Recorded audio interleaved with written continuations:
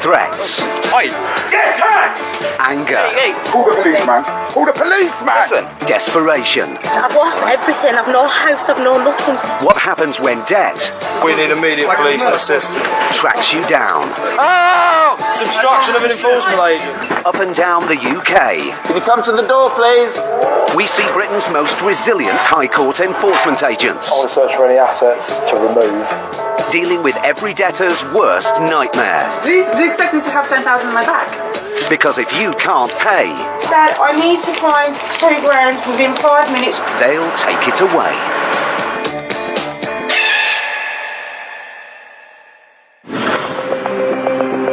High housing costs are a major area of concern for most families. With rents expected to rise faster than house prices in the next 5 years, recent research has revealed that 1 in 3 families in England couldn't pay their rent or mortgage for more than a month if they lost their job.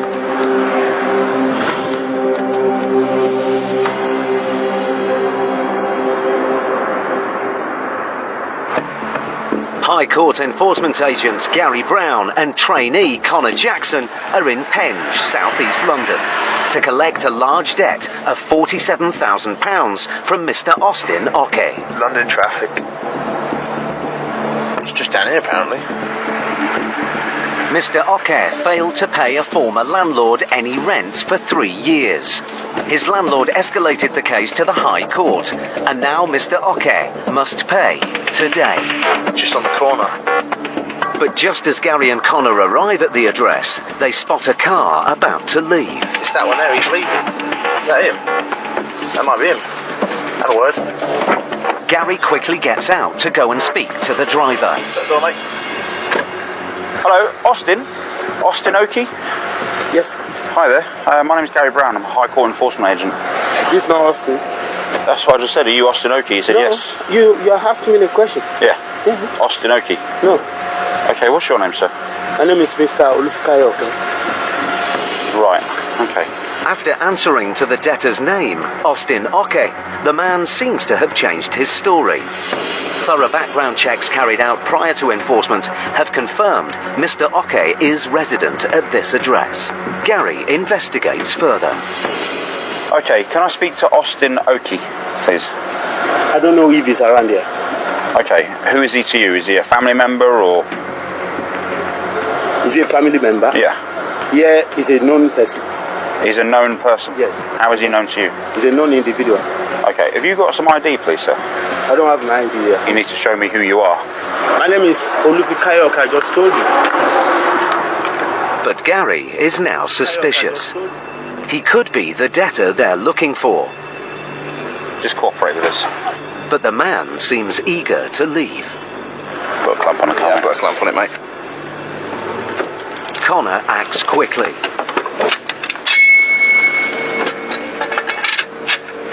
Can I see some ID, please? I do not have any idea. I don't always believe everything everybody tells me. In fact, it's quite rare that I believe things on face value. I will insist on evidence, and I will keep the pressure on until I get it. I think it's him. I think it is the man we're looking for. Because he's very cagey about showing us any ID or anything like that. I mean, he had a wallet in the car, but he doesn't have any ID on him, so I think it's him. Gary and Connor have been outside the house for nearly 10 minutes, when suddenly the man makes an unexpected move. You need to deal with this, sir.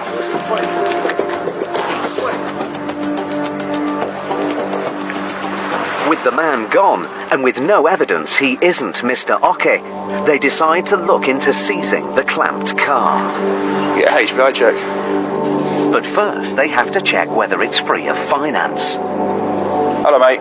There is a Nissan Note parked on the driveway. Delta November 59. Alright, okay. Cheers, mate. Car's on finance. The car can't be seized, and with no debtor to negotiate with, Gary and Connor are forced to walk away empty-handed for now. It's a bit annoying. One little bit of leverage that we had, and now we can't use it, so puts us in a weaker position. Also, he's not here, so then we got nothing. It's almost as if we turn up, he's not in. But with a £47,000 debt to collect, they won't give up easily.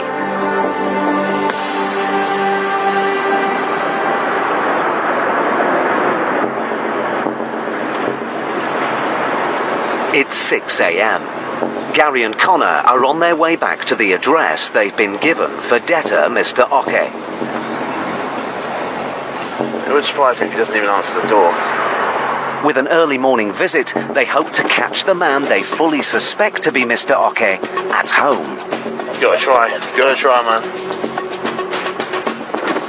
Gary and Connor need to get inside the house to establish the man's identity and to resolve this case once and for all.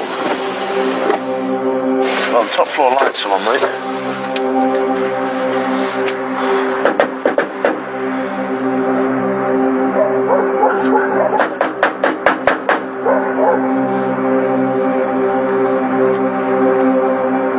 Can you come to the door, please? They're clearly in. Someone at the window. Will you come to the door, please? Can you come and speak to us, please? All I want to do is speak to you. I'm not seeing you. And leave my door. The camera, let me record these people. Can you give me a camera? Let me record them. This isn't going to go away just because you decide not to open the door. If you come here and bang my door again, if you are getting in trouble. Stop banging on my door. I do not know you. I don't know where you come from. Well, You're a killer. if you come and speak to me, I'll tell you where I'm coming from. End of story. With the man refusing to talk, will Gary and Connor ever get this £47,000 debt resolved?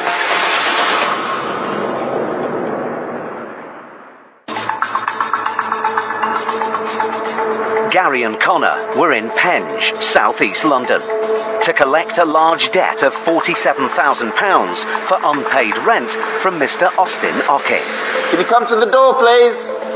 But the man they met denied he was the debtor and refused to answer the door. Stop banging on my door. I do not know you. I don't know where you come from. Well, You're a killer. this isn't going to go away just because you decide not to open the door. Calling you now. Now Gary and Connor need to find a way to reason with the man. Did he say we might be a killer or something? Apparently so, yeah. This time the man's wife comes to speak with Gary. It's not who you are looking. He is. You know he is. I know he is. He knows he is. It's not the same. She too denies that her husband is the debtor, Mr. Oke. This isn't going to go away just because he refuses to talk to me. A lot of times people will speak to us through windows, speak to us on the end of a phone. They won't open the door because they think we're just going to barge in and remove goods. They don't realise that we're actually there to help in some cases, and they perhaps don't want to take that risk. It's looking unlikely that they will get into the house. But then the man's wife opens the door. You want to talk to me? I want to talk to him. That's Yes, all I you want to do. come and- Gary now has access to the porch. But the man is still barring the way into the house. You want to barge into my... No, I don't want to barge anywhere. You want to open the door? Yeah, if you come in either way, I'm not going to see you. Are you going to hold me to see you? Hold on. Stay away. Let me just talk to him. Is that okay? But as soon as the woman opens the door, her husband tries to force it closed again. Sir, you're obstructing me from doing my job. I'm doing this to maintain a line of communication between me and you. If you close the door, that communication is gone. Hey, yeah, well, open the door. Yeah, I'm listening to you. Okay. This debt is £47,000. Yes. I don't expect you to raise all of that. But we need to come to a resolution today of getting this sorted out. If you want to come in, go right in and come in. So the debt is £47,354 and 5 pence. If you can pay £20,000 today, then I will get the client to agree a monthly payment for the remaining £27,000. I don't have £20,000 to pay. Then, do you want to make some phone calls and see if somebody can help? No, I don't have. Because if you don't make any efforts, Yes. we will remove goods from the If property. you want to remove good, go ahead and remove good. I do not have £20,000 to pay. I don't have such money. I can Wait pay you for 1,000 what? at a later time this There week. is no money During this today. week, but I do not have 20,000. I don't even have 1,000 now. It's now clear that the man is taking responsibility for the debt, confirming Gary's suspicion that he is Mr. Oke, the man named on the writ. Okay, I'm going to have a look around the property, okay, and see what goods are here. As Mr. Oke says he can't settle the debt, the writ commands Gary to look around the house for any goods of value that could be seized. There's a safe in here. Oh, is it? There's nothing in there. Oh. There doesn't appear to be anything worth removing, so Gary heads upstairs to discuss the case further with Mr. Oke. Austin, why did this debt come about? What do you owe the She was money sick. for? She was sick for more than a year. She Well, was hospitalized, and that's- I was not working. How much was your rent? 1,000. 1,000. They've taken you to court for over £40,000. That's like- That's 3.5 years rent. No, But you work. she just got back to work. No, you work. I don't work. So where were you going yesterday in a suit then? I was going to my school. I'm a student. I work. I school. Despite Mr. Oke's claims that family circumstances have led to his massive debt, Gary is duty-bound to reclaim at least some of the money today. You need to raise some money. Austin, this debt is huge. Can you get £5,000 today? No, And- I don't. What I know I can do is, if I start off with a payment by Friday, How much though? How much? I will try to improve more than 1,000. How much would you pay the month after? Can we say 1,000? It's a lot because It's going to take 4 years. So paying £1,000 a month is going to take 4 years to pay this debt. we can do more than that, but we can only promise one we know we are going to be able to keep at. Gary calls the office to see whether a down payment of £1,000 in a few days' time, together with a payment plan, is acceptable to the claimant. He's saying he can't pay anything. All he can manage to pay is £1,000 a month. No down payment, anything at all. He can't pay anything today, he's saying. There's no goods here worth removing. I'll give him till Friday to pay £1,000, and then it'll be £1,000 a month. Okay.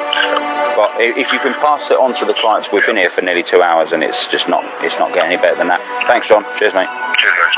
Bye. The offer has been accepted. I feel sorry for the client because I wish there was more I could do. I really do. But unfortunately, if a debtor owes a large amount of money and they have no goods, there's nowhere else to go with it, really. The case is resolved for now. But if Mr. Oke doesn't stick to his payment plan, Gary and Connor will be back. Thank you for your compliance, eventually. Hopefully we won't need to meet again. Yeah. Have a nice day. Take care. Onwards to the next one. Yep. Hopefully he sticks to the payments.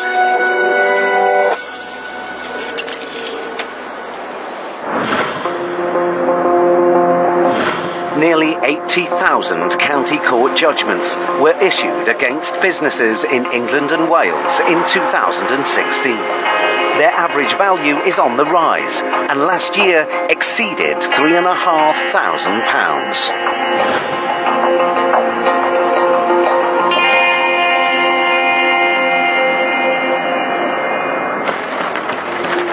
Knightsbridge, West London.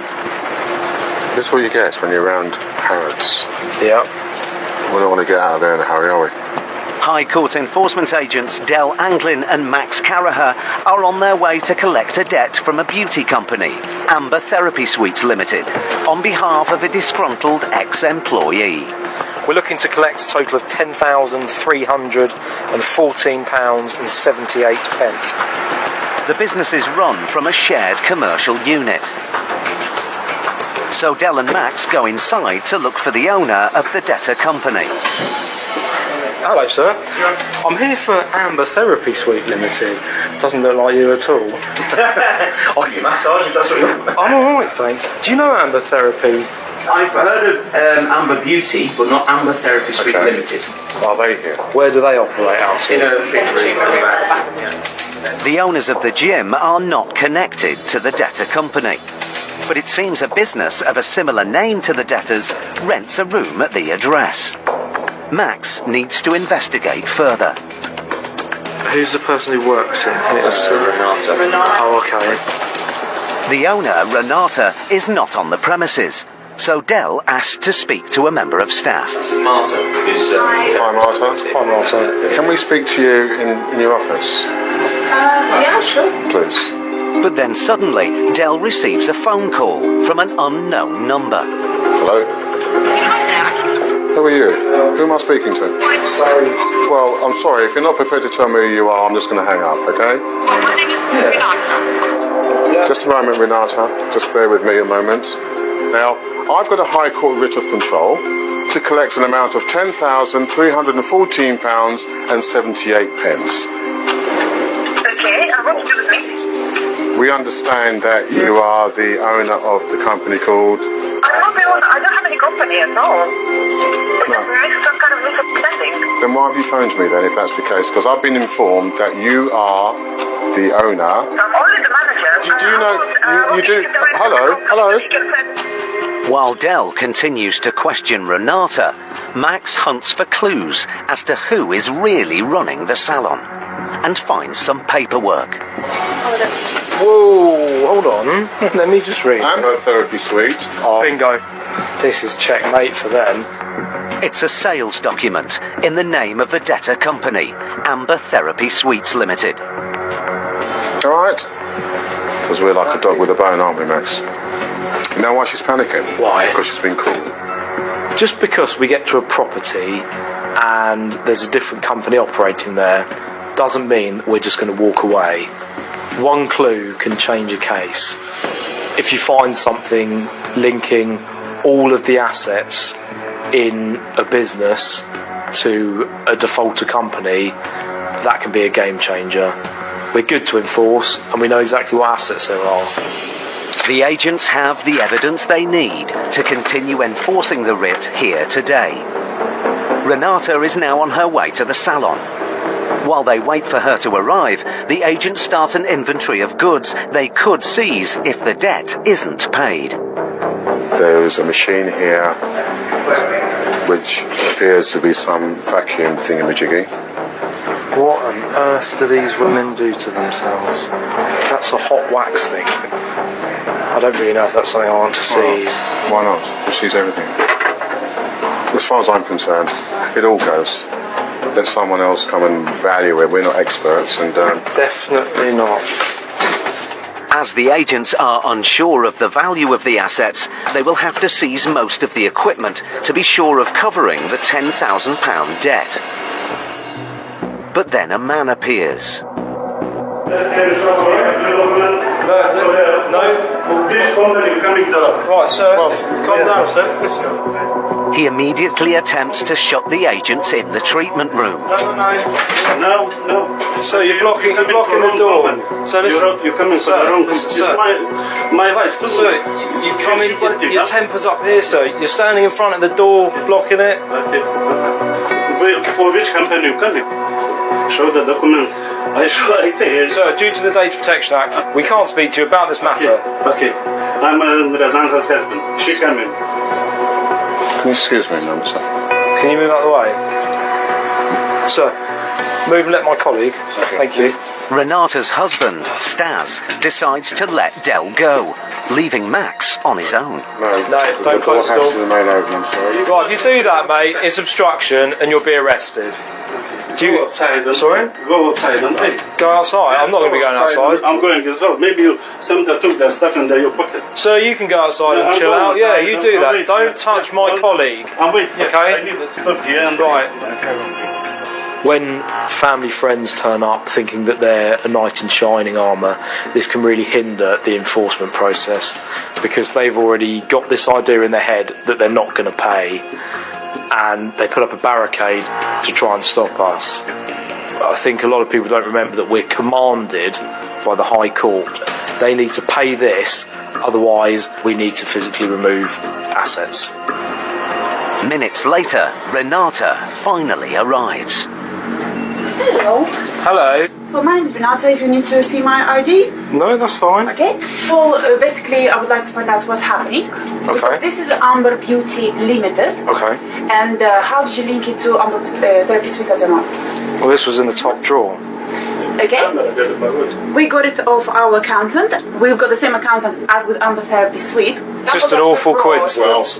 If it's your accountant, right, why would you have an accountant for a business you don't own? What do you mean? Well, why have you got an accountant? I've got an accountant for my own business. What, so we are now establishing that you're no longer a manager, you own this business. Under pressure, Renata has let her guard down and admitted she's more than just a manager.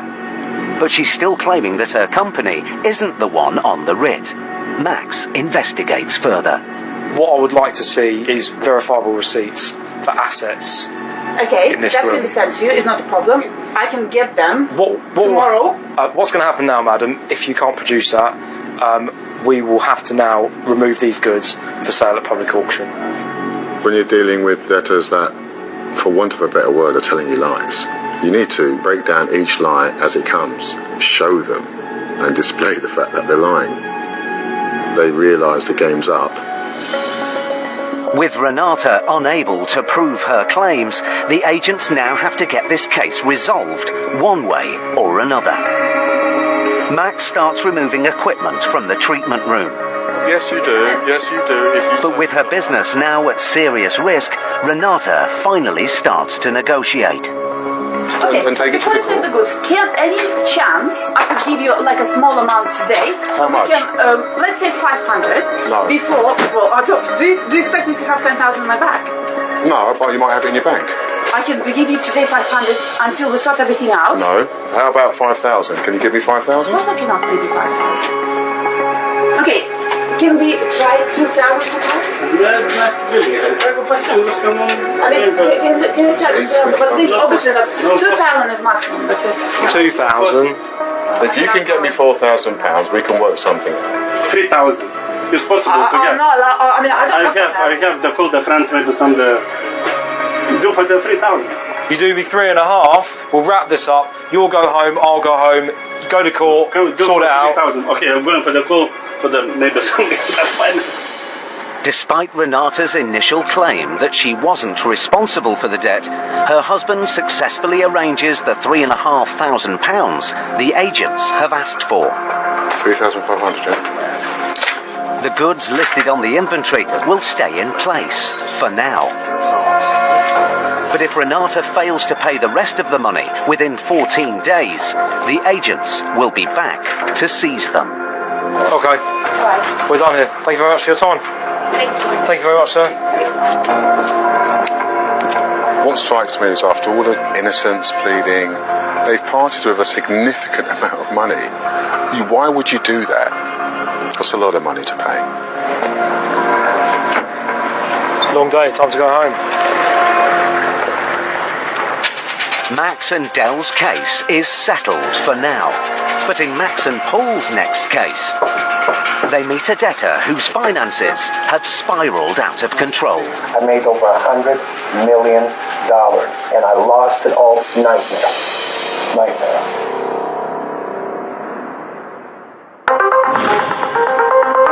According to a recent survey, the number of people in the UK concerned about their personal finances has reached its highest level in the last 3 years. Worried over rising inflation coupled with low wages, 1 in 5 adults believe their financial situation will get worse over the next 6 months.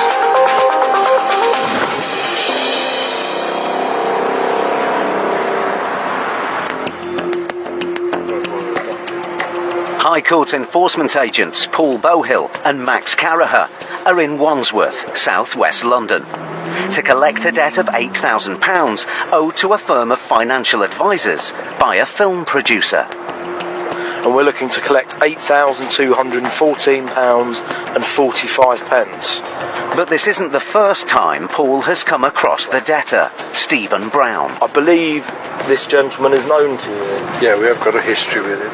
We evicted him from a flat before, and the rent arrears were over 30 grand.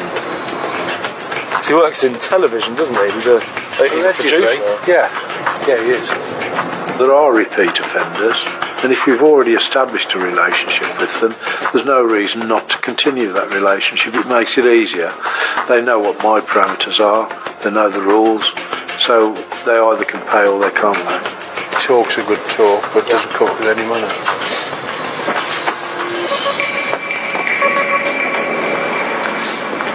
The address on the writ is a penthouse apartment in a prime riverside development. What are we looking for? Penthouse, top floor.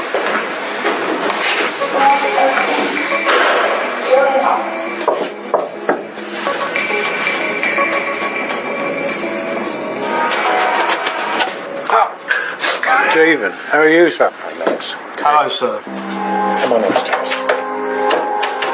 Thank you, sir.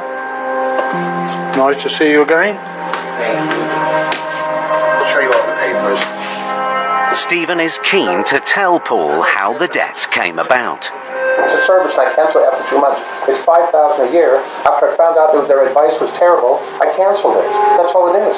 Tax advisor. Yeah. I didn't get anything for it. And I cancelled it after 2 months, Paul. Yeah. And they billed me for the whole year. But it seems this £8,000 debt is only the tip of the iceberg. I'm about £400,000 in debt. What's gone wrong with your life? Started out over there. Remember my wife? Divorce. Whole nightmare. She's back in America. I've got the boys. Do the boys live here? Yes, they live with me. Single father. It's, it just collapsed. It's clear that following his divorce, Stephen's finances have gone into meltdown. In 1993, on the Securities Exchange Commission, I took my company public. I made over $100 million. 21 years ago. I got married 19 years ago. I bought multi-million-dollar homes, basketball players in Pacific Palisades, California, homes in Hawaii, everything. And I lost it all because of marriage to a crazy woman. I'd get my sister to send me $100 a month from Canada to keep our food going until I either sell a show or I'm done. Nightmare. What's the rent on this property a month? £11,500 a month. Yes. So I'm not being rude, but surely this is living outside of means if all these problems are arising. It wasn't when I moved in a year ago. It was not. Circumstances change. Some defendants have earned huge salaries in the past and then lost it, but they haven't changed their lifestyle accordingly. It can have such a devastating effect on the landlords, the suppliers, the small business owners who they owe money to. I suppose it gives me more motivation to collect for the claimant. Despite Stephen's circumstances, the agents need to get this case resolved, one way or another. I take it you're not working at the moment, then? No, I'm not. I'm just writing television shows and trying to pitch them is what I'm doing. Trying to beat the clock. Do you know in the entertainment business, I can, on one deal, pay all my bills off. I mean, I own the rights to the old Western Gary Cooper and Grace Kelly, High Noon. And I have Bruce Willis committing to the movie. My friend Stephen D'Souza, who wrote all the Die Hard movies for Bruce, is writing the script as we speak. If he can get it finished in the next few weeks, which he thinks he can, I will then get $1.2 million, $1.3 million advance. I'll be buying you a beer. That's where I'm at. But the agents can't wait for one of Stephen's deals to come through. I want to search for any assets to remove. With payments looking unlikely, the agents must look around the penthouse for any items of value they could seize. I don't own a single thing in here, except my one work computer and my kid's one computer for school. Okay. That's it. But Max is sceptical and begins a thorough search. There's a lot of designer goods, all of which will be seized. But what's the new value of all this stuff? Huge amount of money. There are thousands of pounds worth of luxury goods in the flat. I know how much they're worth. They're new. Oh, probably worth the debt. The designer bags alone could fetch up to £3,000 at public auction.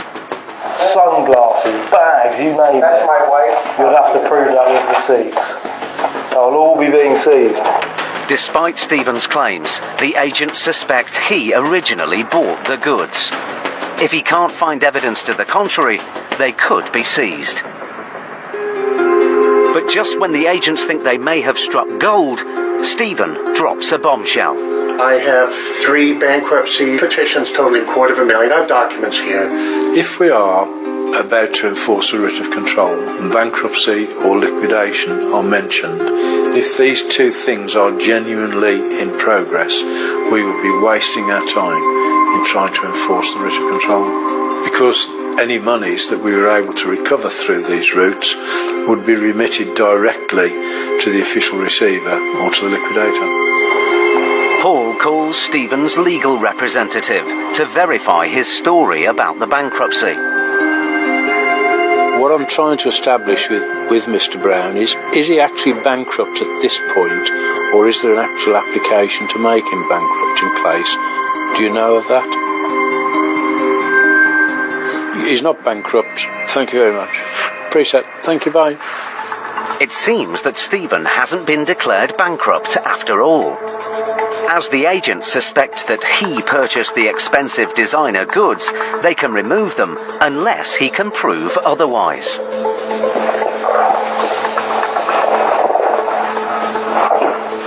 Thank you, Stephen. Thank you for your hospitality.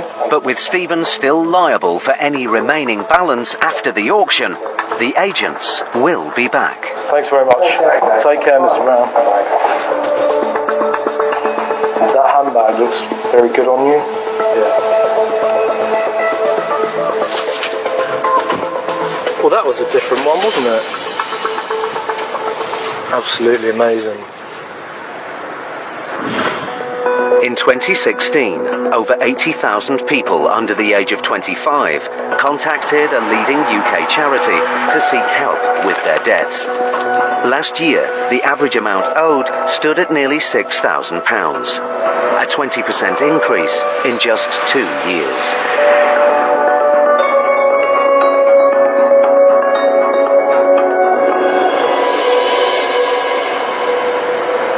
It's 6 a.m.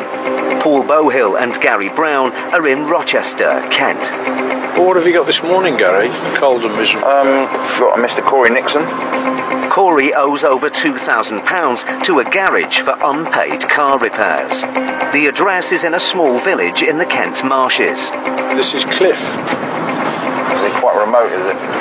It is, yeah. It's actually out on the marshes. You ever seen the film Great Expectations? It's all filmed up. I don't think so. All the mist rolling over and all that.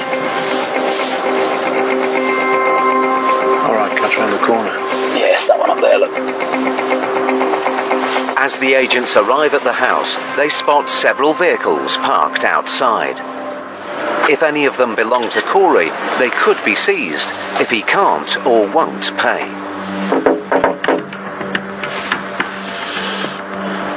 One of the kids has just told the mum someone's at the door, so I imagine someone will be down soon. If we can get there early in the morning, there are two dynamics that work every time. First, you find them there. Second, they're more likely to open the door, and then you can address the situation immediately. Hello there, can I speak to Corey Nixon, please? He's not here, he's in the hospital. Right, okay. What's it about, sorry? It's a legal matter that's ongoing. I need to speak to him so I can tell him what it's about. Can I speak to him, please? Can you give him a call? No, I can't, because I'm not being funny. You haven't turned around and told me what it's for. There's only so much information I can give you because of data protection. He would need to authorise me. I can get him to give you a call. Okay. I can do. If you want to give me your phone number, I can get you I need to speak to him now, though. Pardon? I need to speak to him now. Well, yeah, I'll give him a call. Can I shut my door, please? Because I'm putting all my heating out. I need to come in then. No, you don't need to come in. Look, can you please get out and I will ring, because my phone is upstairs. You're letting the cold air in my house. Then if you let me in, you can close the door.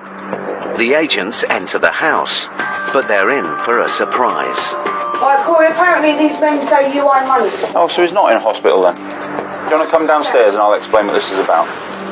The debtor, Corey, is at home after all. Can I come down or else they're going to arrest you? We're not going to arrest him. We're not police officers. He's 19 years old. Fine. He doesn't owe no money to... Corey, do you want to speak to me in here? I'll explain what this is all about. They won't talk to me, even though I'm your mum. I don't mind explaining to your mum, Corey, but I'd need your permission to discuss the case because of data protection. There's my ID. They've taken you to court by way of a CCJ, but then they've escalated the case to the High Court for enforcement purposes. How can you go to court if they've done it online? He's not had no letters, though. This is the thing. Seriously, the only letters he's had is his bank, Barclays. Between the time it's taken to court and now, there's probably been about 4 or 5 letters. They've taken you to court for some reason, so ultimately we need to collect £2,149.91. What, today? Yeah. I don't even have. I accept that he's... How old do you call him? 19? Okay. I accept that he's 19. I cannot find £2,000. Do you not think what this is about at all? No. All my stuff is paid by my stuff. It's something to do with that 04 plate car on the driveway because they've given that registration to us. So whether you've had some work done to the car, how would they know that car unless it's yours? It's not mine. I can't drive. Right, well, this is in your name. Because otherwise, how would they have that registration for the car? Right, He doesn't own a car. But it's involved in the case somehow. So maybe some work has been done to the car and they have lent the money to allow that work to be done, but it's in his name. Something tells me you know what this is about. Yeah, I do. You remember when the clutch went on the car, the gearbox was rebuilt? Yeah, you do, because it was you that gave me the bank cards, and they were meant to take £300 per month out of your bank, and they never took a payment out of that bank. Right. That bank account. It seems that without him knowing, Kerry used her son's bank card to get repairs done to the car, but the garage was unable to take payments from his account. Now that you're satisfied that this is a legitimate case, I'm telling you I need the money. Otherwise I'm going to escalate the case to a higher stage of enforcement. Is there no way you can give me until 9 o'clock? No. To try and get this money. I need to get my girls to school. I'm here now, and it needs to be paid. So, by all means, Corey, this is your debt. I mean, I can't tell you, Mummy, you need to pay it because it's not her debt. You're the one that's legally responsible. I've got no way of doing it. I'm a single mum to 4 kids. Kerry gets her father on the phone. Dad, I need to find £2,000 within 5 minutes. Right, do you know what? Forget it, yeah? It's not my problem! It's somebody else's problem that I'm sorting out! Corey's! The agent's visit is causing shockwaves in the family. With tempers fraying, will the agents ever get the £2,000 they came for? High Court enforcement agents Paul Bohill and Gary Brown were in Cliff, near Rochester in Kent, to recover a debt of over £2,000 owed to a garage by 19-year-old Corey Nixon. One of the kids has just told the mum. I imagine someone will be down soon. The debtor's mother, Kerry, at first lied to the agents. He's not here, he's in hospital. But then Corey appeared and claimed to know nothing about the debt. It's something to do with that 04 plate car on the driveway. It's not mine. I can't drive. Kerry called her dad. Dad, I need to find £2,000 within 5 minutes. It's not my problem! It's somebody else's problem that I'm sorting out! Corey's! But he was unable to help. Seriously, forget it. Now, the agent's only option is to seize goods to offset the debt. Gary turns his attention to the car which led to the dispute. Okay, I need to see proof of the vehicles. Start with the car that's on the driveway, the 04 plate. Oh, actually, in my logbook for the Peugeot, sat in the Peugeot. Thing is, these documents wouldn't be enough because, as it says there, this document is not proof of ownership.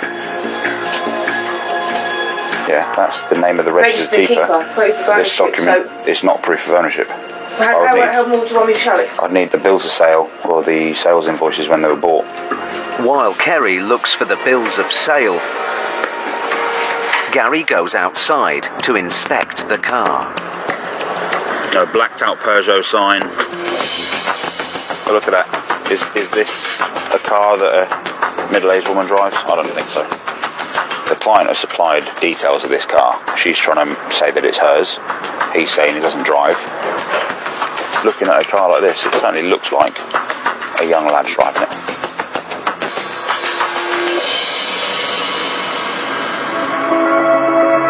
With no proof that the car doesn't belong to Corey, Gary hopes the threat of seizing it will prompt an offer of payment.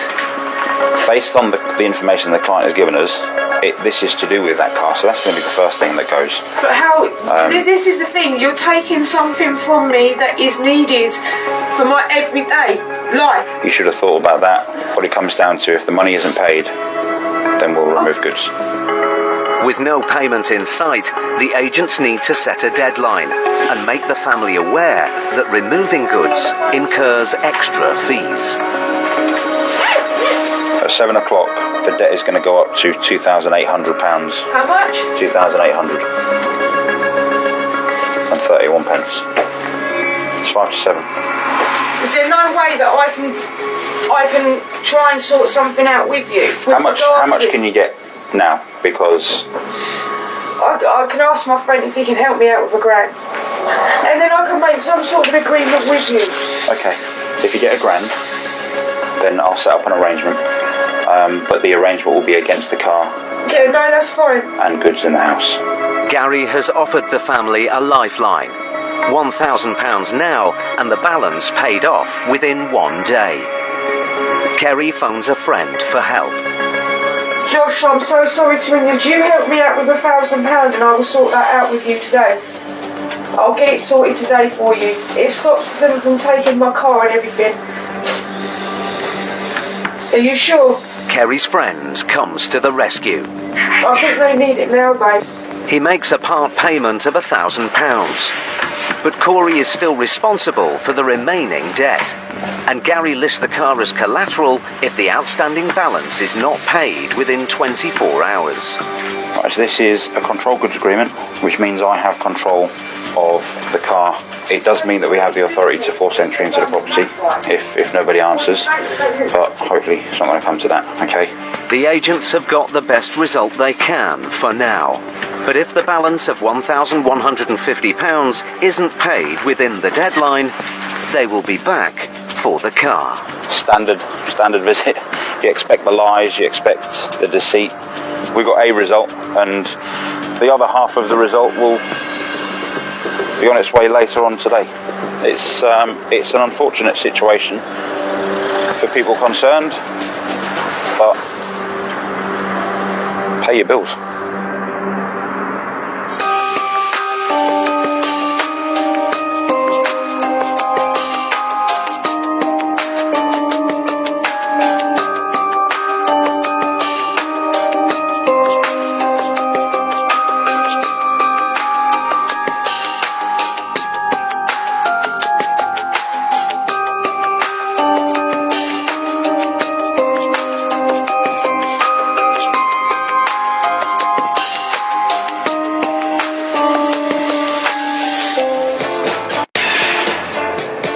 Threats. Laugh me in the face, you know. Mate, you've not got what it takes. Anger. Call the police, man. Call the police, man. Listen. Desperation. I've lost everything. I've no house, I've no nothing. What happens when debt Don't grab things from me. tracks you down? I'm not that person. I believe you are. Up and down the UK, Okay, don't take my equipment. we see Britain's most resilient High Court enforcement agents I've seized it, it's not your car. Oh, is it? dealing with every debtor's worst nightmare. No, it's going. No, you don't understand. Because if you can't pay, I am not going to pay it. End of. they'll take it away.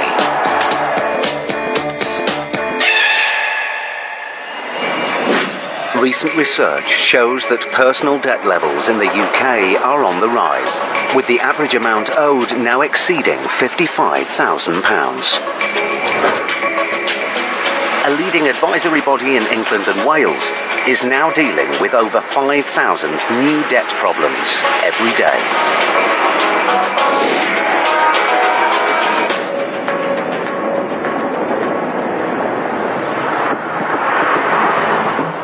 (9 a.m). High Court enforcement agents Paul Bohill and Max Caraher are in Upton Park in East London to recover a debt of £5,500 owed by a travel agent, Miss Issa, to a dissatisfied customer. Well, what have we got on today? We're off to see Miss Sophia Adam Issa, and we're looking to collect £5,414.75. The customer took Miss Issa to court, claiming that the flights and the hotel he received were below the standard advertised for his holiday. When we get there, can we keep our eyes peeled for a silver BMW X5 53 plate? The claimant has told the agents that Miss Issa owns a BMW. If she can't or won't pay today, it could be seized to recover the debt. There's an X5 down there on the right.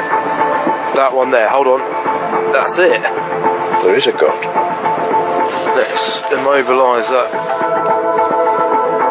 Worth approximately half of the £5,500 debt, Max clamps the BMW in the hope that the threat of removing it will prompt payment. Hello, Miss Essa. Yes, my name is Paul Boyle. I'm a High Court enforcement agent. We have here a writ.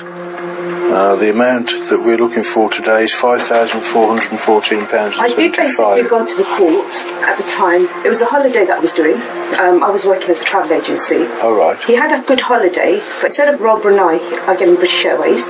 Right.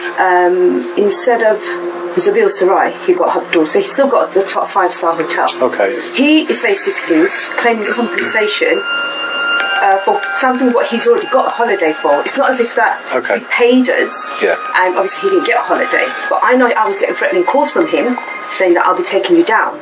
But is the agency still open then, or closed? No, it's been closed. Do you work now? No, I'm not working. Okay. So tomorrow somebody else that can't turn up and say we owe money. So obviously I've not got no money to give. No, I understand. Basically, I'm in the debt for about £100,000 myself. So what's the £100,000 involved in? It's to do with the travel agency. Right. It's clear that Sophia is in serious levels of debt. £100,000 worth of debt. But Max and Paul are duty-bound to try and recover the £5,500 owed to their client. We do have an issue here, is that the actual court case from Bow has now been transferred to the High Court. Okay. And the debt is enforceable. So the first question we have to ask, can you actually pay us £5,414.75? I haven't got anything to my name. This is just a temporary accommodation we've got right. Okay, the information that we have here is that the BMW X5 outside is yours. No, it's not mine. Whose is it? It's my husband's.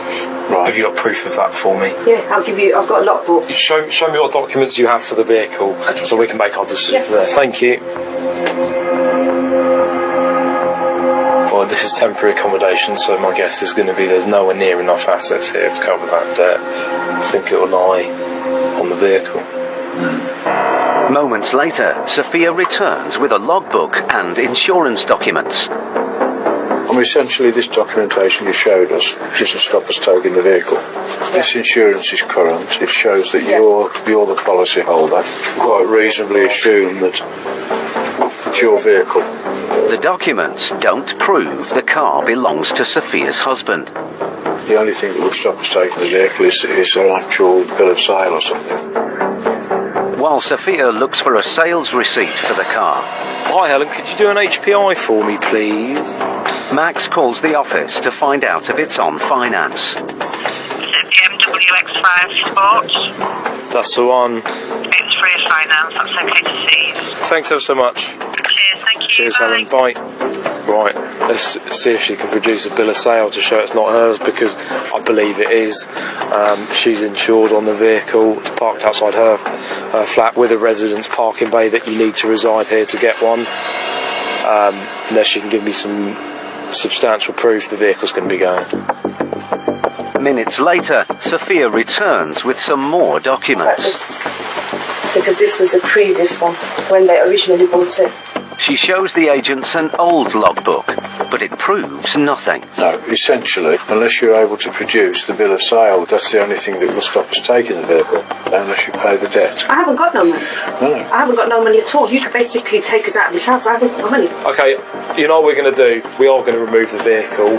Okay, you will have 7 days to provide that documentation. If you provide it in 7 days, great. The vehicle's released to you, no problem.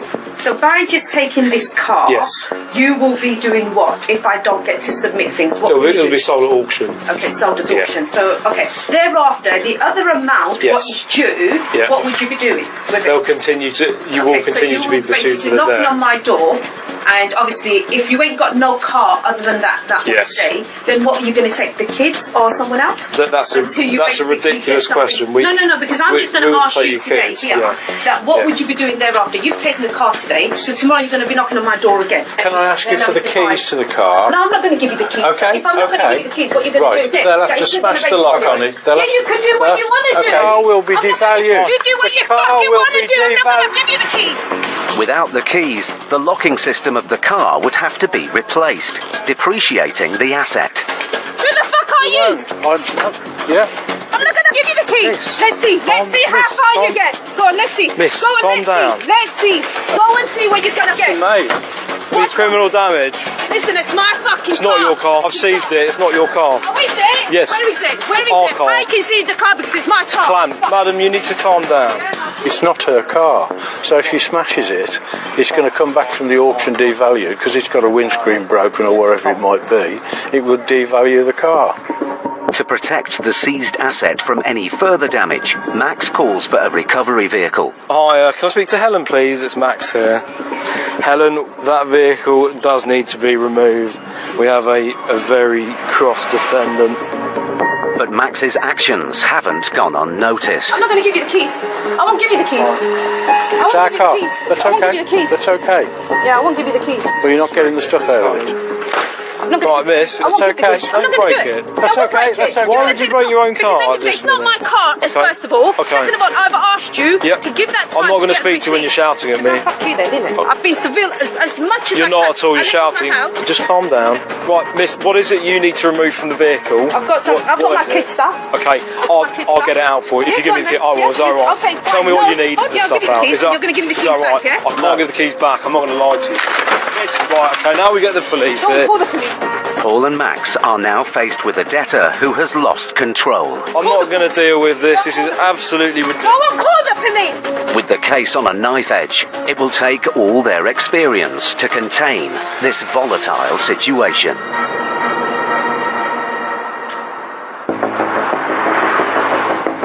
High Court enforcement agents Paul Bowhill and Max Carraher were in Upton Park, London, to recover £5,500 owed by a travel agent. The debtor, Sophia Issa, revealed she was in serious debt and couldn't pay. I'm in the debt for about £100,000 myself.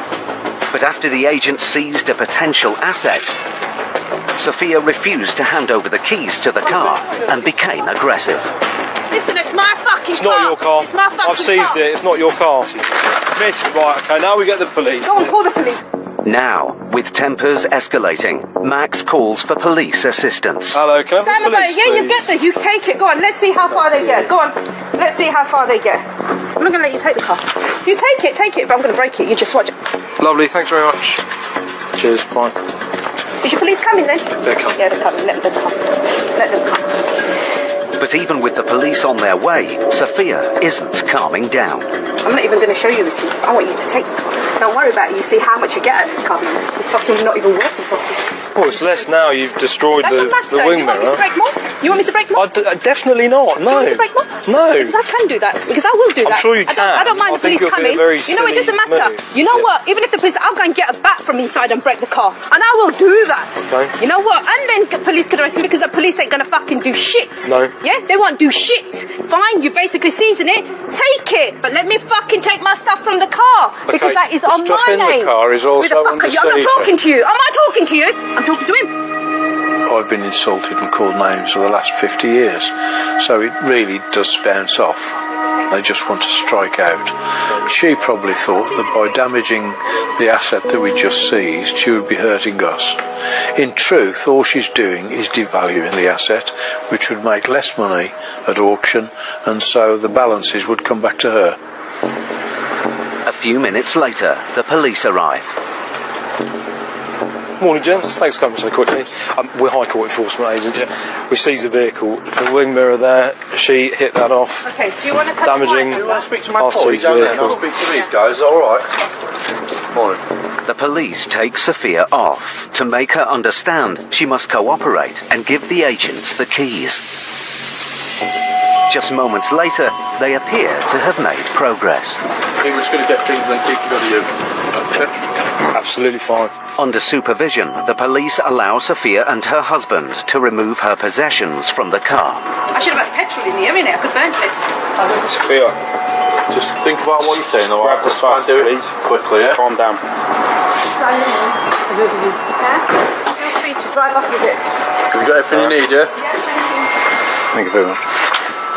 Now they have the key, the agents need to move the car away from the house to avoid any more trouble.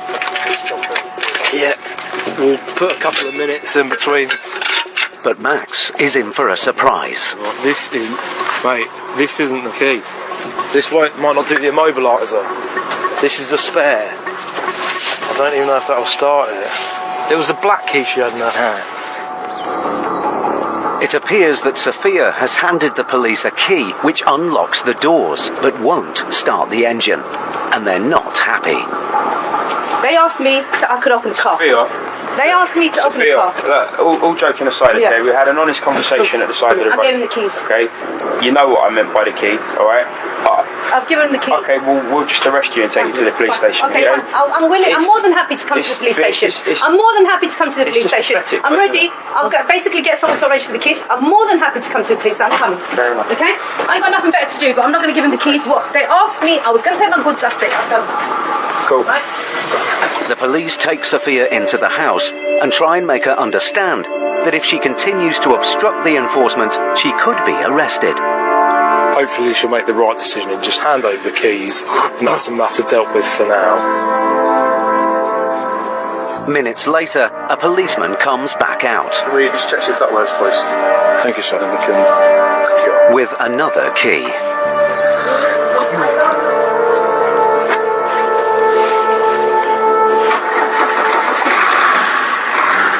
Leaving the police to deal with Sophia, Max immediately drives the vehicle away from the house.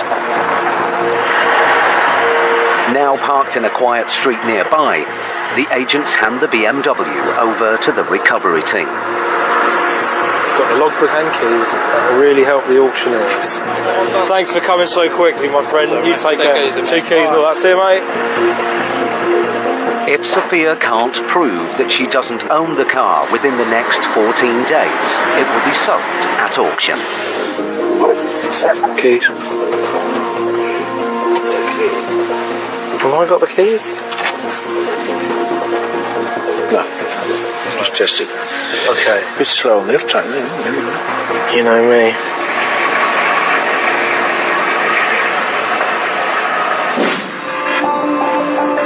Recent research shows that people over the age of 60 are struggling with high levels of debt. more than 10,000 people aged over 60 sought advice from a leading charity over the first half of 2016. The average debt was over 3 times more than those under 25.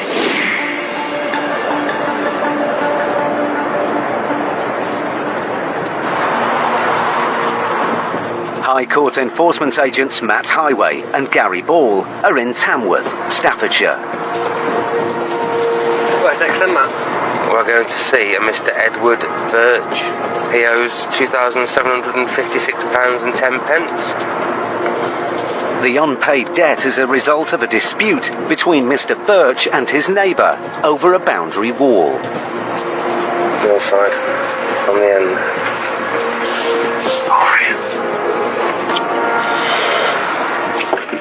If Mr. Birch can't or won't pay, the agents have the right to seize goods to cover the debt.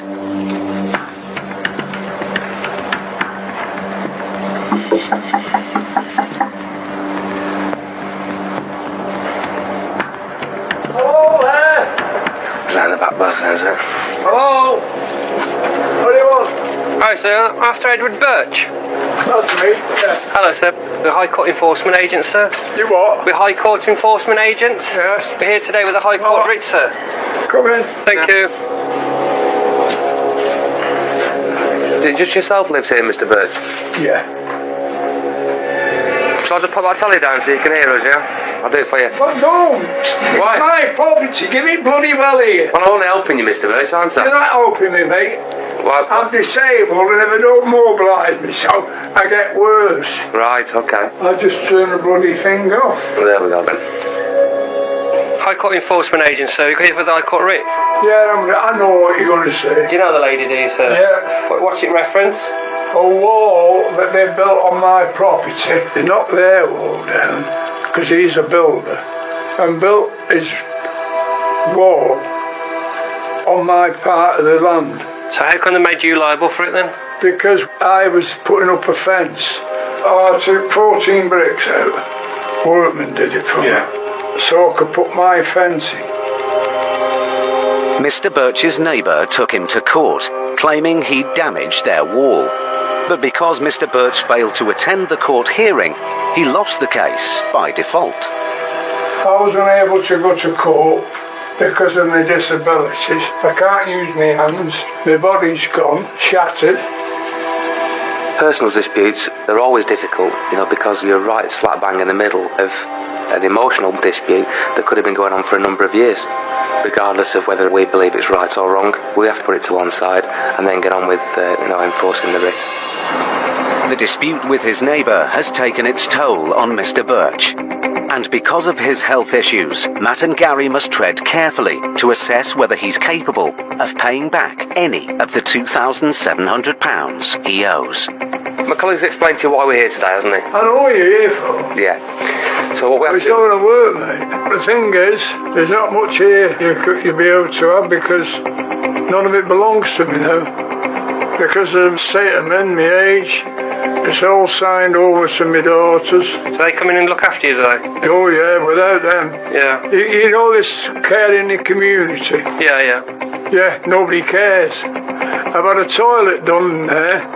They built the Empire State Building quicker than what they've done that toilet. It's still not finished now. I'm on my way out. I'm 74 years old. And that's what I'm trying to determine. Alright, because if I can determine that, then it Determine what? What your state is at the moment. This has all been explained to the court. What benefits do you receive, sir? Disability. Disability. It's clear that Mr. Birch is vulnerable and the writ cannot be enforced. But the agents need to take a record of his benefit payments to send a report to the claimant. Have you got a letter from the disability for your award?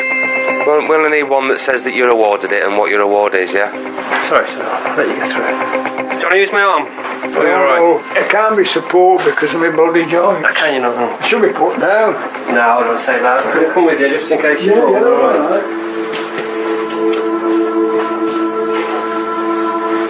Just proof of his benefits, what's in Disabled and Carer Service. It's DLA. Just to prove you know how much you're getting per week. Do you want me to do it for you? Here we go. Pension credit, 82.66 a week. Edward. Well, it's what it's telling me on here anyway. When we walk through the door and see a person who is elderly, very frail, with a clear disability, living on their own, these are clear warning signs that that person that we're dealing with is vulnerable, and, you know, the enforcement will take a different turn. The agents have got the evidence they need to file a report for the claimant. Right, should I go back in the front room then? Yeah. I represented my country in the bloody army. What regiment were you in? Lancashire. Oh, Lancashire Fusiliers. I was in the army as well. What battalion was you? I was in the military police. Oh, I don't know. The long and short of this is, Mr. Birch, is obviously they've escalated to the High Court and they've asked to enforce the writ, okay? Now, there's numerous reasons why we wouldn't do that today. One being your age, two being your disability. So what my colleague's trying to do... It's not only that, mate. The injustice in this country... I don't know. What we need to do, we need to put a report into our office to say what we've seen and what we've spoken to you about today. You can have all the money in the world, mate. But if you haven't got your health, it's not worth a bean. Oh, that's true enough. You don't realise it when you're young and fit, how you're going to end up. But that's life, kid. You never know what's down for you. That's right. Never know what's down for you. The fella Mank. See you later. I'm a nasty old bugger, but there you go. See you later, Eddie. Cheers, Take it easy. Care, right. See you later. Watch how you go. At the end of the day, I've done nothing that warrants that sort of payment for 14 bricks on my property. Mr. Birch is a typical fellow Mank. See old people in Manchester, that's exactly what they're like, you know, they just don't take any messing from anybody. And regardless of his state and the fact that, you know, he's crippled over with disability, he's still got his personality and, you know, he tells it how it is and that's it.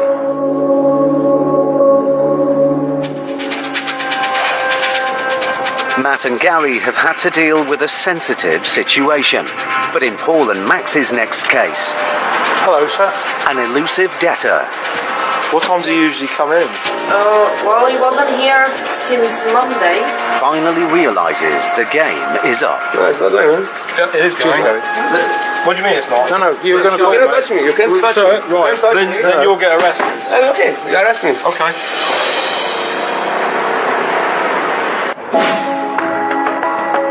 In Britain, more than 350,000 new businesses are set up every year. Each invests an average of over £20,000 to cover essential costs. However, nearly a quarter experience a loss in profits in the first 12 months, while almost 1 in 10 have had to let their staff go to free up funds.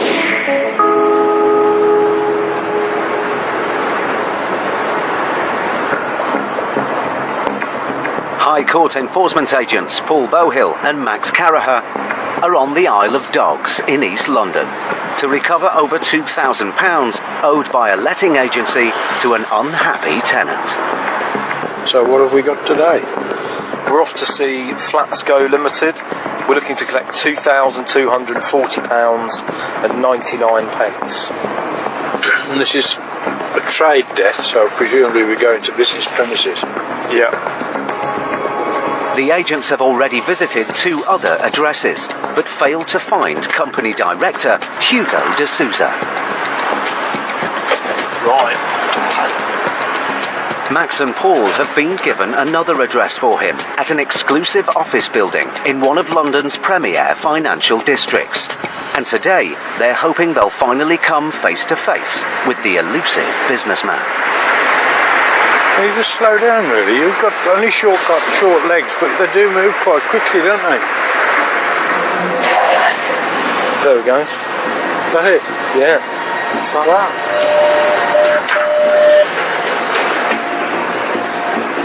Hello, sir. Hello, sir. We're here to see Flatsco. Yes. They're not in yet. That's not a problem. You just take us up. No problem. This office here? Yep. No problem at all. Could you open the door for me? What time do they come? If anytime from now to anytime. Once again, Mr. de Souza is nowhere to be seen. But as this is a commercial premises, the agents have the right to call a locksmith and force entry into his office. Max photographs the lock. So what are you telling me? Are you allowed to force entry? Yes, because it's absolutely. Right now? Right, immediately. They're the lawful tenants in here. Yeah. Okay, therefore we can. We accept that what you say is perfectly reasonable. We just are making the point is that we haven't got 8 hours to sit here to wait for them to come back.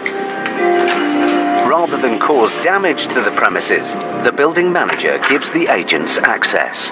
Just Brilliant, thanks very much. Yeah, no worries. But as the agents enter the office, they're in for a surprise. It seems that the company operating here is not Flatsco, but Privilege Property Managers. Can you just have a look at Privilege? Max looks up the business online. Privilege Property Managers. Same director of the company. Max discovers that Privilege is a new company owned by Hugo, the director of the debtor company, Flatsco. If Flatsco is no longer trading, the agents can't enforce the writ. But then Max finds some paperwork. Flatsco Limited. The gas is overdue, the electricity is overdue, the council tax is overdue. Here. Everywhere. All the evidence, although they may have a new company, the old company's, it's still in existence, so I want to know where all these assets were bought from. With evidence that the debtor company is also trading from the office, the agents can seize company assets to offset the debt if Mr. D'Souza doesn't show up. Good morning. Hello. But just then, one of Hugo D'Souza's employees arrives. Hi, my name's Max Carraher. I'm an enforcement agent. I'm here with a High Court writ today for Flatsco Limited. Now, I can see this is all badged up as Privilege Property Managers, but the director's the same as Flatsco Limited. Okay.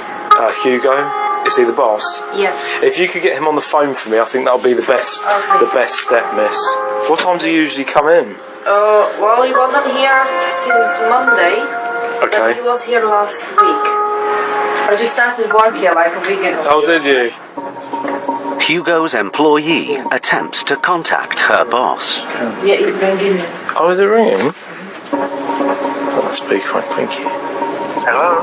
Hello, Hugo. My name's Max Carraher, and I'm an enforcement agent. We're just in your office at the moment. Okay. Hugo, we've got a High Court writ here for Flatsco Limited, one of your companies. Yes, it's not Flatsco, it's Privilege. Hugo, what I'd like is some proof of where the equipment was bought from.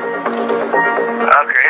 Are you anywhere near the office? Yes, in an hour? In an hour, Hugo. Unfortunately, we would have removed all the goods from the office. I don't know, because this is not under my name. You can give me half an hour if you have one, please. Okay, sir. Thank you for your time. Cheers. Bye. Thank you. Right, let's see what IT kit we can reasonably get.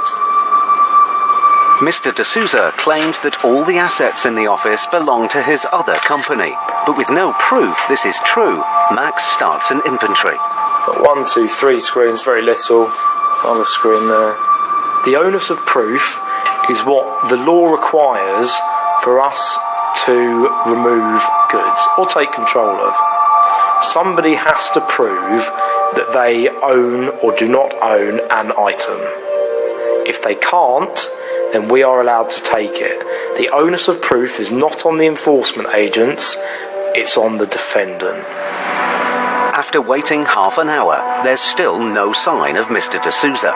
So Paul calls the office to get the claimant's approval to start seizing goods in Mr. D'Souza's absence.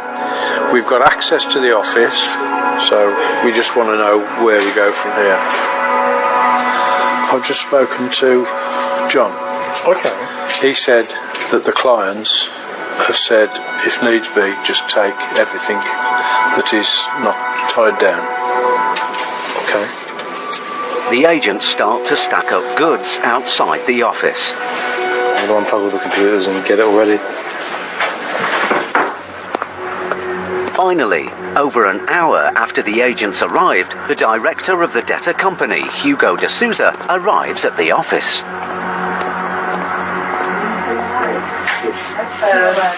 Hello. How's it going? Are you Hugo? It's in my office, man. Absolutely. Are you Hugo? Yes, I am. Hello, Hugo. My name's Max Carrahert. I'm an enforcement agent. This is my colleague, Paul Bohill.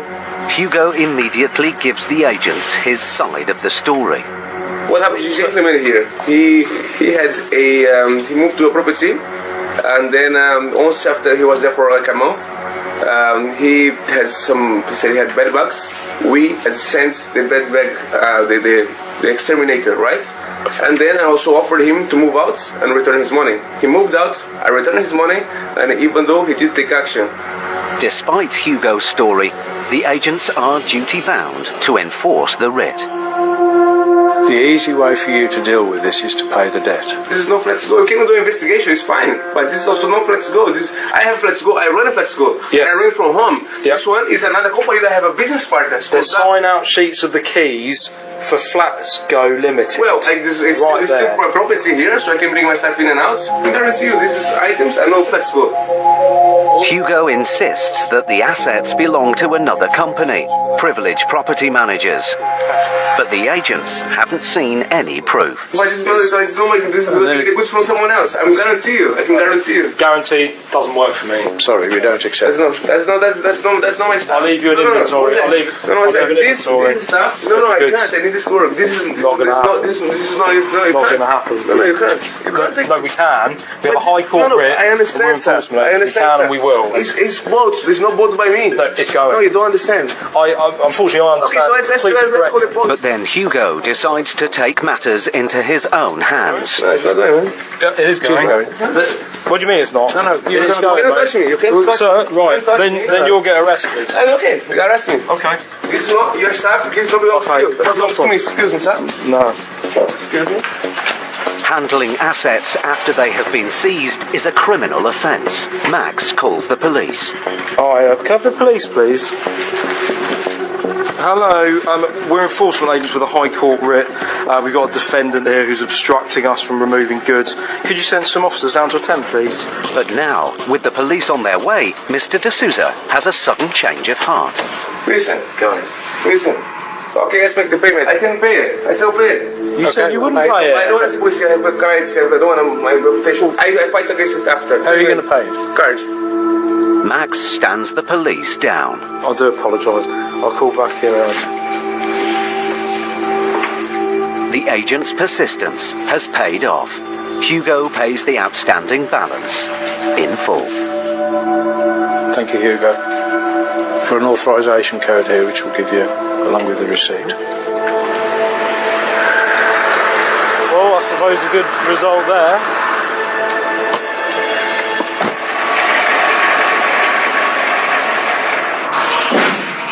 A recent survey has revealed that almost half of small and medium-sized businesses in the UK suffer cash flow problems as a result of unpaid invoices. 1/3 reported having to hold off paying their own suppliers, and 1 in 10 had problems paying their own staff.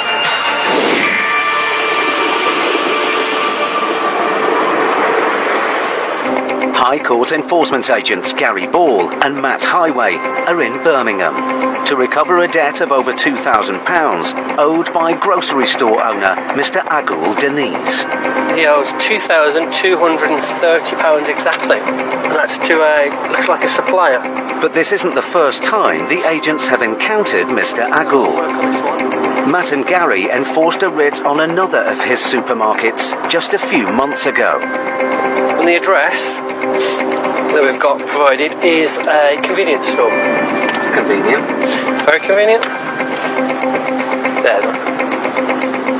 If Mr. Agul doesn't pay today, goods and assets from his shop could be seized to cover the debt.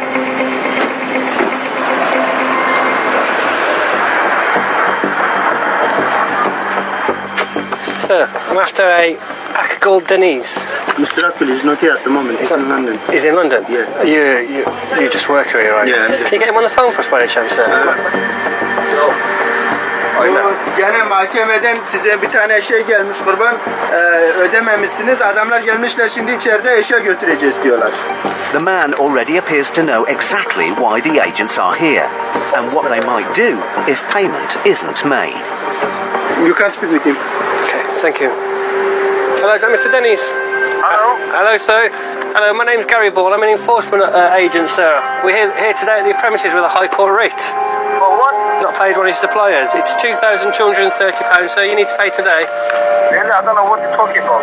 You don't know what I'm talking about? It's for my name. It's for my name. Yeah, for Akgul Denny's. I'm not the owner of that business before it passed into my family. All right, you've passed it on to your family, the business? I sold for that my family. He run it already. All right, is that what you're trying to tell me, sir, yeah? Yeah. I'm not, but I know anything like that for any company.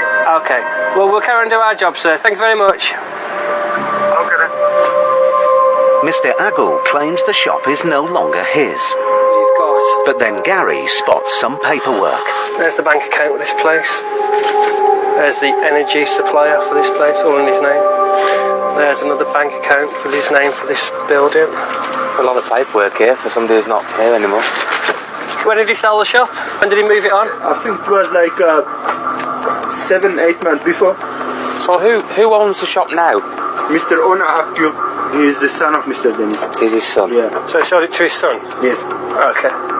Because if I bought a shop, I want my invoices to say my name on them and not the previous owner's name, wouldn't you? Do you know what I'm trying to get at? Over my last 20 years while still serving in the military police, investigation is very important to that job. It's also very important to this job. When people are telling you one thing and then you find the evidence that absolutely destroys what they're saying, it's always a good thing. The agents have seen no evidence to prove that the debtor's son now owns the shop. The employee now has Mr. Agul's accountant on the phone. Because they're coming from the bailiff, they want to take some stuff from here. You need to speak with the accountant. Accountant? Yeah, if he can pay the bill, then we can speak to the accountant. Yeah. Hello, sir. My name's Mr. Highway. I'm a High Court enforcement agent. How are you? I remember. It's for another shop called Five-Star Supermarket. That's what the case is. No, that's not correct, sir. That was a different case. That's the right one. No, it wasn't, sir, because I was also the enforcement agent that was on that case as well. This is a different case. This is a different case altogether, sir. Oh God, then I can't help you. The accountant has confused this case with Matt and Gary's previous encounter with the debtor. And with no offer of payment, Matt and Gary start an inventory of assets they could seize. If I get you the proof, which is the shop, which day has been sold. Yeah, you can get whatever. You can prove to you that the man is the leaseholder. You can get whatever you want. I need to go to accountant, but one of my family need to come in here. If you want to go and get it, I'll take a look. I will get I'll take a look. I will go get it. Absolutely, no problem. Moments later, the employee's wife arrives to look after the shop. She is also joined by another family member. Hello. Hi. How are you? It's not the first time she's met Matt and Gary. Long time no see. I've seen you before. Oh, I saw you at the other shop. Yes, of course. Yeah, I remember. Are you well? Yeah. Good. You know the situation then, don't you? You know, why we're here, yeah? Hello, can I speak Mr. Ghosh, please, again? But instead of leaving to find new documentation, the employee continues making phone calls. The list who approved to Dennis sell the shop to the belong another person. 20 minutes later, and with no sign of any proof, Gary's patience is running out. Right, this is taking too long now. If it's not paid in the next 10 minutes, right, what we're going to do, we're going to escalate it to the next stage, which is going to cost about another £600-700 more, because we've been here far too long now. Just give me the last 5 minutes, yeah? I understand you're doing your best for your employer. The simple fact of the matter is, it needs to be paid. The clock is ticking. So, can you call Mr. Denny's and inform me of what my colleague just said? We're going to increase it if it's not paid in the next 10 minutes. If the employee can't persuade Mr. Agul to pay up in the next 10 minutes, he may not have a business to come back to at all.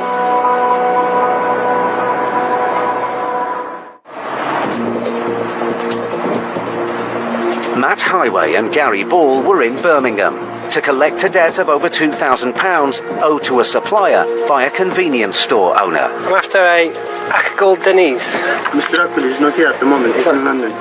The debtor, Mr. Agul, claimed he no longer owned the shop. That business before the passed to my family. All right, you've passed it on to your family, the business? I sold for that my family. He run it over.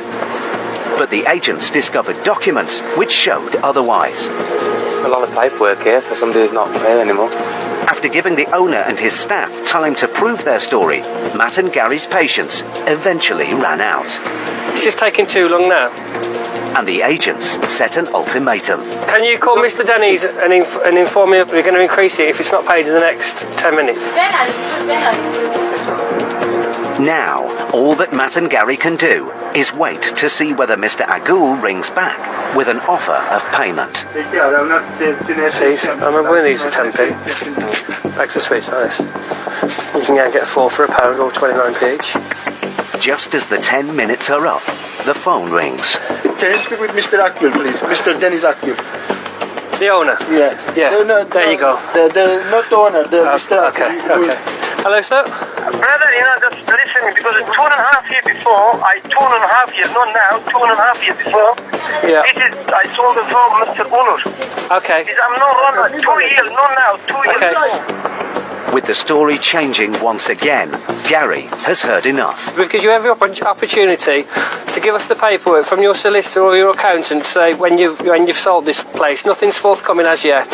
So we are where we are today, sir, and we're going to start removing now, okay? All right, thank you. Bye-bye. Matt calls for a recovery vehicle to remove the goods listed on the inventory. But because most of the items in the shop are of low value, the agents will have to clear a lot of the stock to cover the debt. How's A1? Yeah, A1. Hey, buddy, you alright? It's Mr. Highway at DCBL. It's going to require probably at least three Luton vans within the hour. Smashing, thanks so much. Cheers then, cheers, thanks, bye. But just as the agents start to pack up the assets, somebody has just given up smoking. This is hard. The employee makes a U-turn. Huh? Okay, just leave it. Bring the money. Oh, they're going to bring the money? Yeah, Matt. There you go. Right, okay, so we can stop then, yeah? Thank you. An hour and a half after the agents arrived at the shop, Mr. Agul has finally agreed to pay the debt. Minutes later, a friend of Mr. Agul arrives with the cash, and it's another familiar face. Hello. Hello, sir. Again, yeah? How are you, sir? Very good. Everywhere, yeah? Are you well? Wow. The friend also paid the debt at Mr. Agul's other business. I didn't think we'd ever meet you again, sir. Well. But instead of handing over the cash, the men want to negotiate. How much you can do? Sir, it's the full amount. We don't do discounts. We're not in the business to do discounts. It's 288640. Well, I've got £2,000 on me. That's what I told him. Well, then we'll remove. To them and, yeah. We'll remove then, sir. Okay. The van's on its way, so we'll just remove.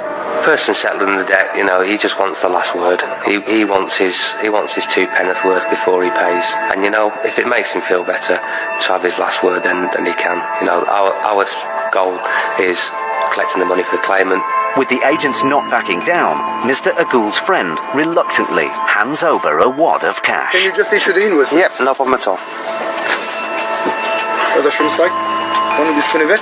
Arkadaş görüşürüz. Benim zamanım yok. Fazla verme. Thank you, sir. Thank you for your time. Take care. Over 2 hours after the agents arrived at the shop, the outstanding balance is paid in full. Got a receipt, and you've got my details. All right, sir. Thank you. Sorry for the inconvenience, all right? Hope we don't meet again. All right. Cheers, sir. Thank you. Well, that was a long one. Why do they always take it to the nth degree, you know what I mean? It amazes me. They take it to the end, take it to the very end, and then ask for a discount.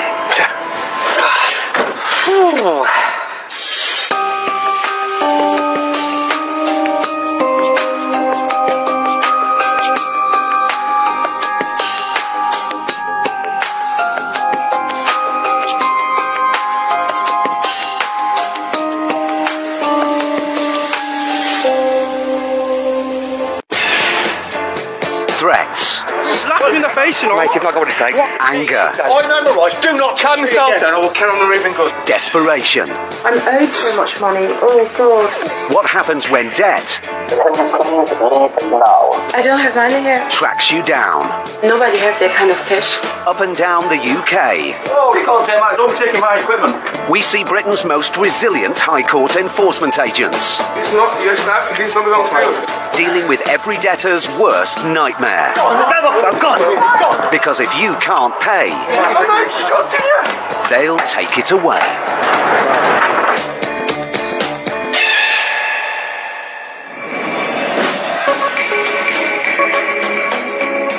County court judgments against individuals in England and Wales rose to the highest level in over a decade during the first quarter of 2017. Nearly 300,000 judgments were issued during this period, marking a 35% rise from the previous year.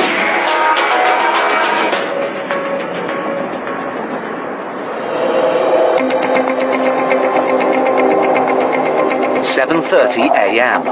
High Court enforcement agents Max Caraher and Steve Pinner are on their way to Fulham, West London, to recover a debt of almost £8,000 owed to a firm of accountants. Okay, Max, we're in Putney now. Where are we off to? But this will be no ordinary job. The debtor is a well-known personality.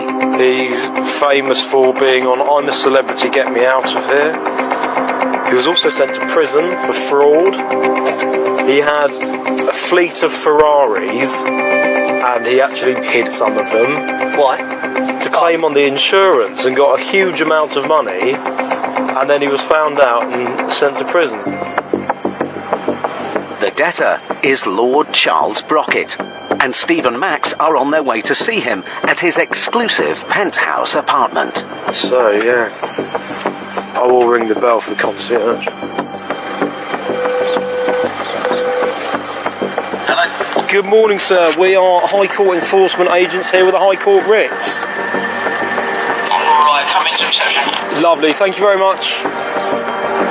The agents are buzzed in by security. They've got some penthouse suites up there.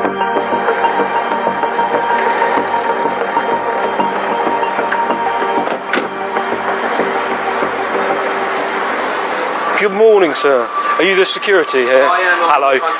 Not a to problem. My name's Max Caraher. I'm a High Court enforcement agent. I'm here with my colleague Steve Pinner. We've got a High Court writ for one of your residents. Who? Mr. Brockett. Mr. Brockett, can you mind if I give him a call? The security guard calls up to Lord Brockett's apartment. Is Charles there? Oh, they're away. I've got people here from the High Court. Yeah, 1 second. This is the family. Yes, not a problem.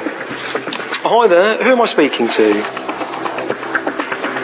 I understand it's not a convenient moment, but unfortunately we're commanded here.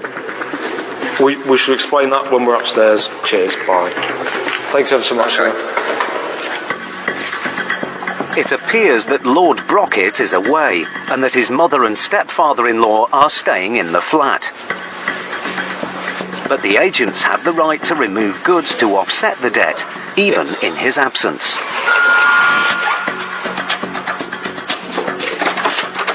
Good morning, madam. Sorry to bother you. You've got to go through. Go through? But as Steve and Max enter the flat, they're in for a surprise. The apartment is crammed with valuable antiques and artwork. When I walked into the flat, I thought I'd walked into an art gallery. I mean, there was very few spaces where there wasn't a picture or a painting or something. It was just crazy, phenomenal for where we were. The agents have all the leverage they need if Lord Brockett can't or won't pay.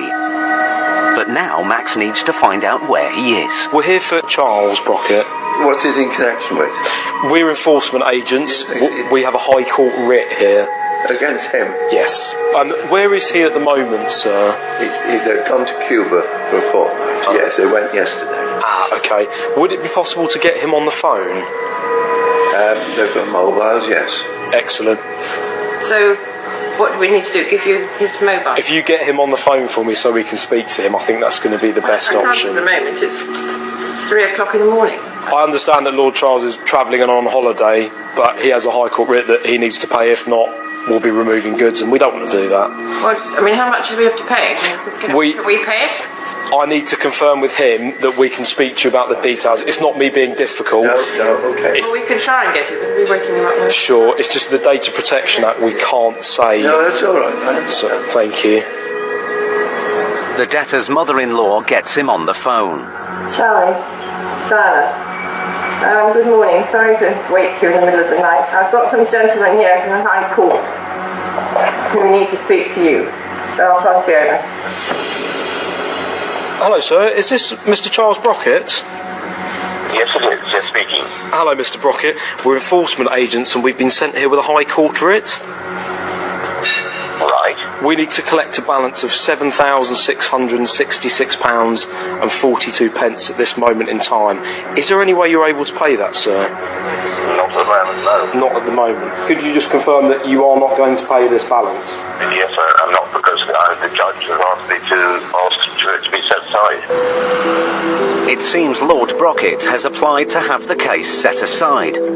But as the application is still being processed, the High Court writ is active and must be resolved today. You were saying about possibly removing some goods from here? Yes. Yes, but none of this stuff belongs to Lord Brockett. Okay. Yes, certainly. Hello, sir. Just so you are aware, the whole property and its contents are owned by the trustees of the First Lord Brockett's Will Trust. Okay. There's nothing there except for literally things like my toothbrush. Lord Brockett, I understand what you're saying. However, unless an original bill of sale can be provided, the onus of proof isn't on ourselves, and we can indeed remove that asset. And unless we get payment, we will be removing them. Okay, I'll ring up for now and then come back to you. Not a problem. Thank you, Mr. Lord Brockett. Thank you. Whilst the agents wait for Lord Brockett to call back, Max and Steve start an inventory of goods they could seize if he can't prove they belong to the trust. The assets of property are unbelievable. And for the agents, the flat is a gold mine. What do you know about art? I know that it's in a gallery. Steve, I know nothing about art. Unsure of the value of the paintings, Max and Steve turn their attention to the antiques. Ink pen set?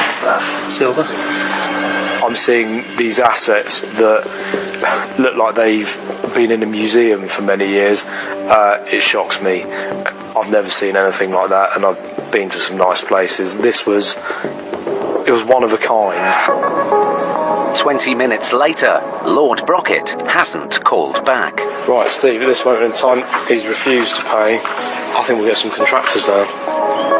But then the security guard arrives, together with Lord Brockett's son. I spoke to him, and legally he said you've never got 7 days notice or something, and legally you can't be taking anything out of the flat. Notification of enforcement has been sent here. You can't just take stuff, surely?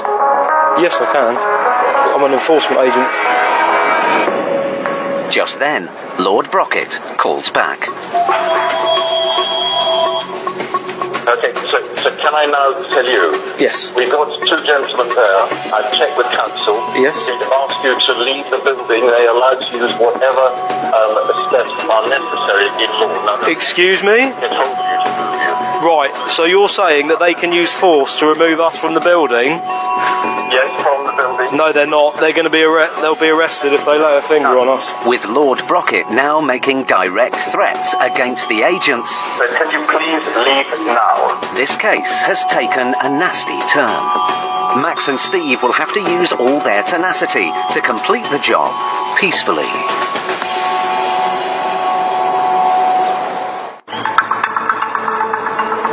Max Caraher and Steve Pinner were in West London to recover £8,000 owed by Lord Charles Brockett.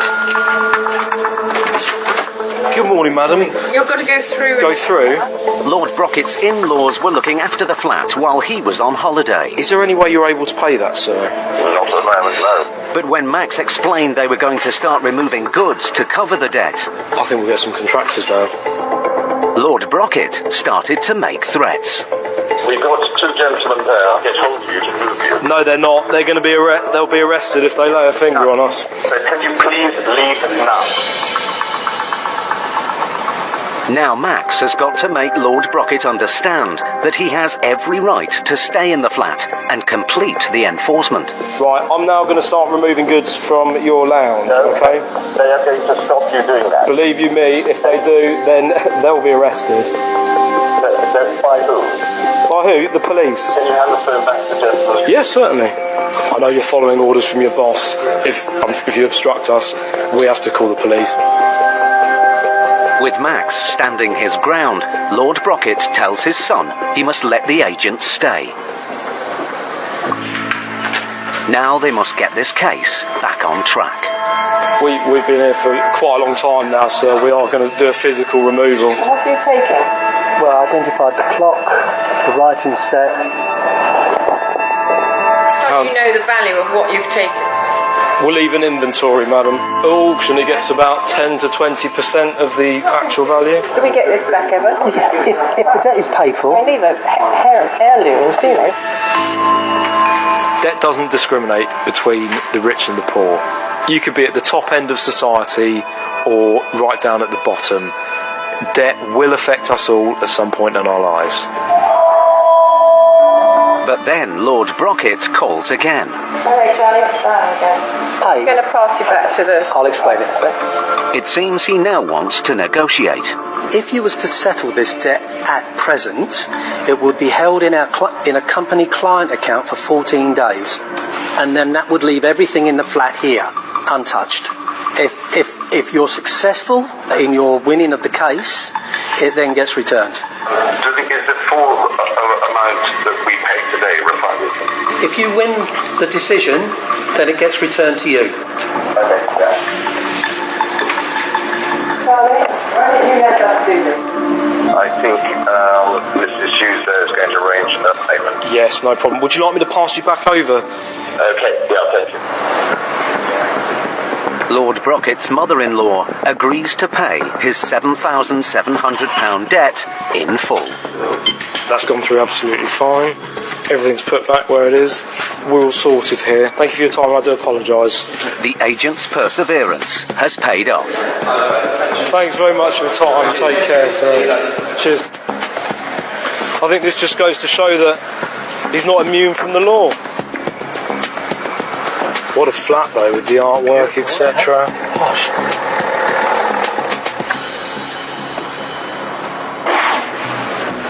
Latest research has revealed that more than half of Britain's small and medium-sized businesses are suffering from late payments. Over 20% of firms are owed over £25,000, while 40% have experienced cash flow problems as a direct result of unpaid invoices.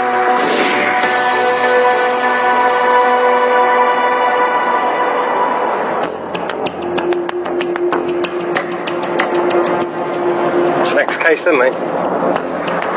High Court enforcement agents Matt Highway and Gary Ball are in Coventry to recover a debt of £10,000 owed by City Leisure Coventry Limited, a company which runs a local pub, the Watchmakers. Looks like it's going to be nice today, isn't it? Doesn't it? The business owes the money to a contractor who carried out refurbishments in the pub, but wasn't paid the full amount of their invoice. It looks like there's lights on the inside, though. The contractor took the company to court and won. And now payment must be made in full today. All the lights are on.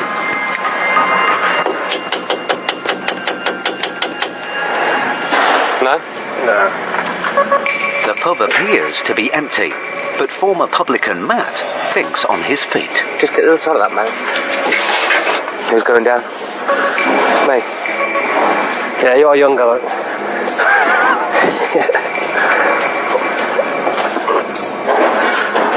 That's it. Use all your armed forces skill there, mate. Get in there. It's one thing pub landlords always forget to lock a cellar drop. Always. But down in the cellar, Gary is in for a surprise. Who are you? My name's Gary Boy, High Court Enforcement. We're after City Leisure Coventry Limited. Long gone. Long gone. What are you doing coming through my cellar door? Hello, sir.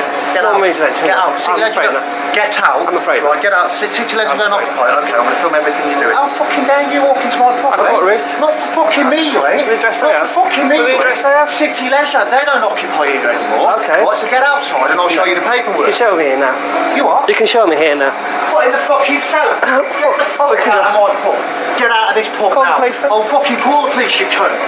How dare you? City Leisure don't occupy here. Who's that for? City Leisure. Right, come here. After hearing the aggressive conversation, Matt quickly goes to join his colleague. Get up here. Don't shout. But the man has left the cellar. Where is it? I don't know. Hello. Yeah, alright, yeah. Right, Oh, yeah. first of all, you settle down. Get your hand First off of all, me. Get your hand settle off. yourself Get your down. hand off me. Calm yourself down. I know my rights. Do not touch Calm me yourself again. down. Don't Simple as that. touch me again. Calm yourself down. Fucking breaking into my pub. We're here with the Ritz, sir. No, you're here Yes, with we a writ are. for a City Leisure No, company, right? We're which here for isn't a the writ occupant. with this property. Right, that is against City Leisure. That company's gone into Well, answer the liquidation. door when we knock it then. The man claims a new company now runs the pub and that City Leisure Coventry Limited has been wound down. But the man's reaction has raised Matt's suspicions, so he checks his case notes. What's your name, sir? My name's Steve Carvel. Your name's what, sorry? Steve Carvel. That's one of the directors of the company. It doesn't matter. It doesn't matter what the director of the company are. That company is gone. The company's registered at this address, and it's active on Company's House. Okay. You're a director of that company. Yes. Right, so why are you not dealing with the issues that it's got? Matt's notes show that Mr. Carvel is the director of the debtor company, City Leisure Coventry Limited, and that it's not gone into liquidation, as he claims. So we're here today for the balance of £10,765.86. Okay. If that's not paid, we're going to be removing goods from the property today. City Leisure don't own anything. Okay, well, as far as I'm concerned, they do. Your writ is for a previous occupier. It's not, is it? It's for you. No, it's no. Your City Leisure... Excuse me, no. Coventry. No, that's a separate legal entity. That's a limited company. With Mr. Carvel insistent a new company runs the pub, he shows Matt and Gary paperwork, which he thinks proves his claims. Watchmakers Leisure. Yep. From the occupier here. Yep. Insurance certificate, Watchmakers Leisure. Non-domestic rates, Watchmakers Leisure, VAT, Watchmakers Leisure, City Leisure, and nothing to do with this premises. So I've shown you all the evidence. That's from the solicitor. That's the licence to occupy. That's Watchmakers Leisure. What are you going to do? It appears that Mr. Carvel has set up a new company, Watchmakers Leisure, to manage the pub. If the assets have been transferred to his new company, they can't be seized. But Matt needs proof. Have you got a full inventory of everything that's in the property that says it belongs to somebody else? On the day that it was paid for? Ownership of goods. That's the inventory of the goods. Right, this document's a year old. Yeah.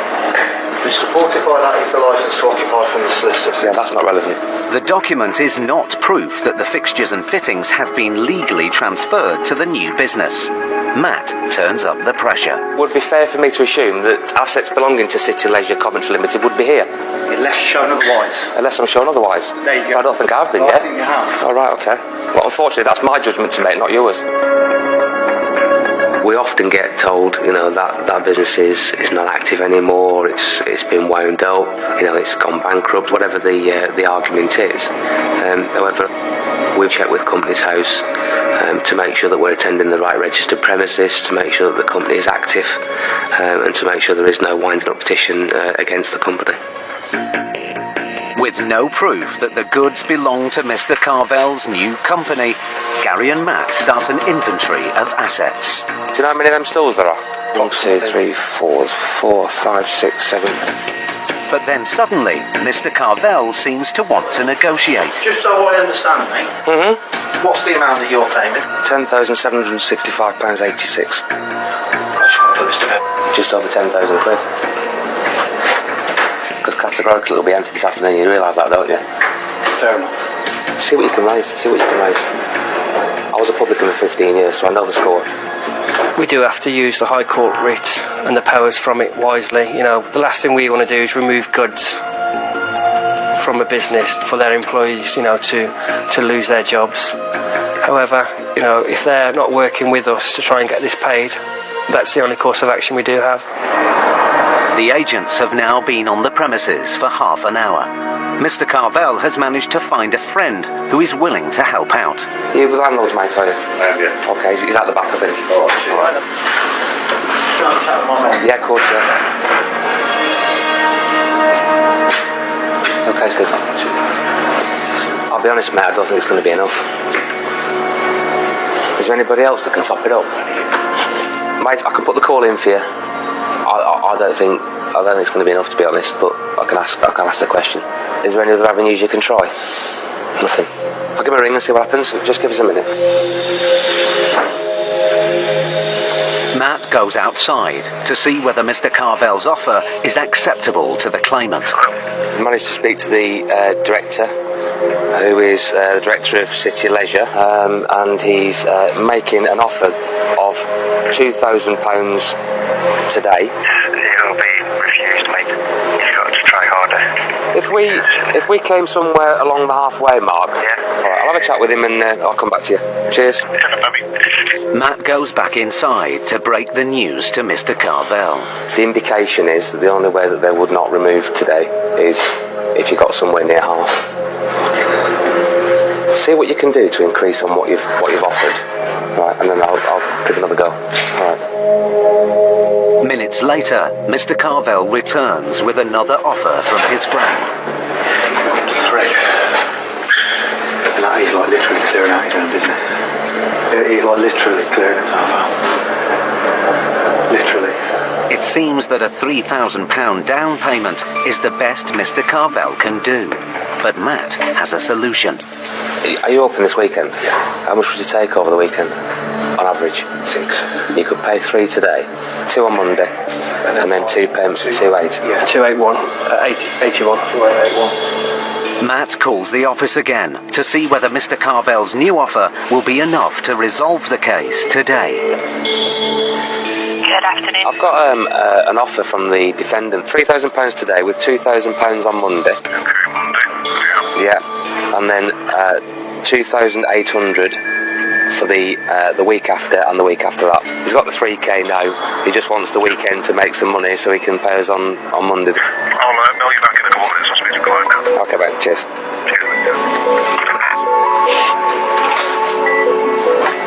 Just waiting for a call back, Steve. Okay. I've just gone to the client with it. I'm just going to wait for a call back.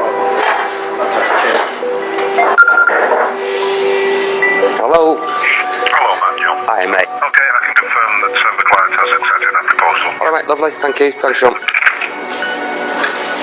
Accepted, mate. Yeah. Cheers. Good.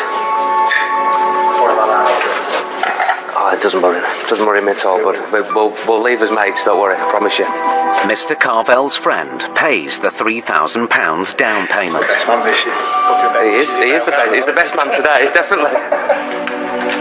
The agents get Mr. Carvel to sign a control goods agreement, which lists assets on the premises. Signature there, print name at the bottom, mate. If he doesn't stick to his repayment plan, the assets will be removed. Well, better, man. I hope you get sorted. The case is resolved for now. But if Mr. Carvel defaults, the agents will be back. Let's go.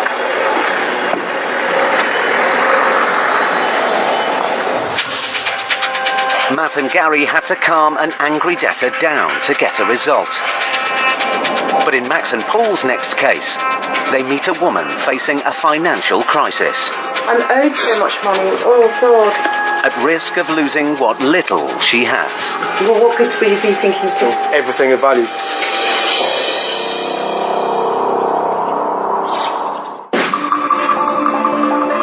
The number of people who contacted a leading UK charity to seek help with their debts has risen by 62% over the last 5 years. Research has shown that nearly 15 million people in the UK have insufficient savings to live on should they fall on hard times.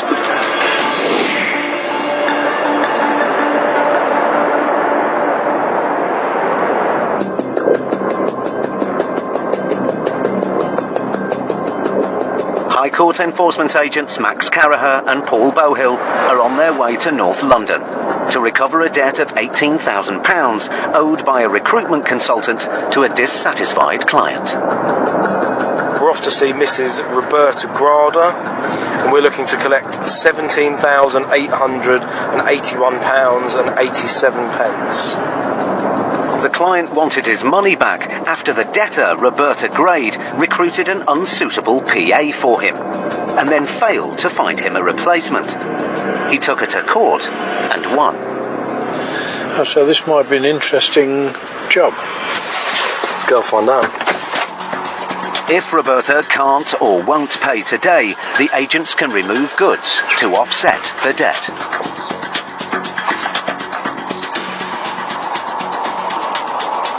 Nope. Hello. Hiya. Hello, madam. High Court enforcement. Oh, right, okay. Hello, Roberta. How are you? I'm fine, thank you. We've got a. What do I need? £17,881.87. Do you know what all this is about? You'll also have to speak a bit closer. I'm as deaf as a doorpost. The problem we've got at the moment is that we have to collect on the funds, or we have to enforce a writ, which is removal of goods. That's obviously my job to look and see what assets we have to remove.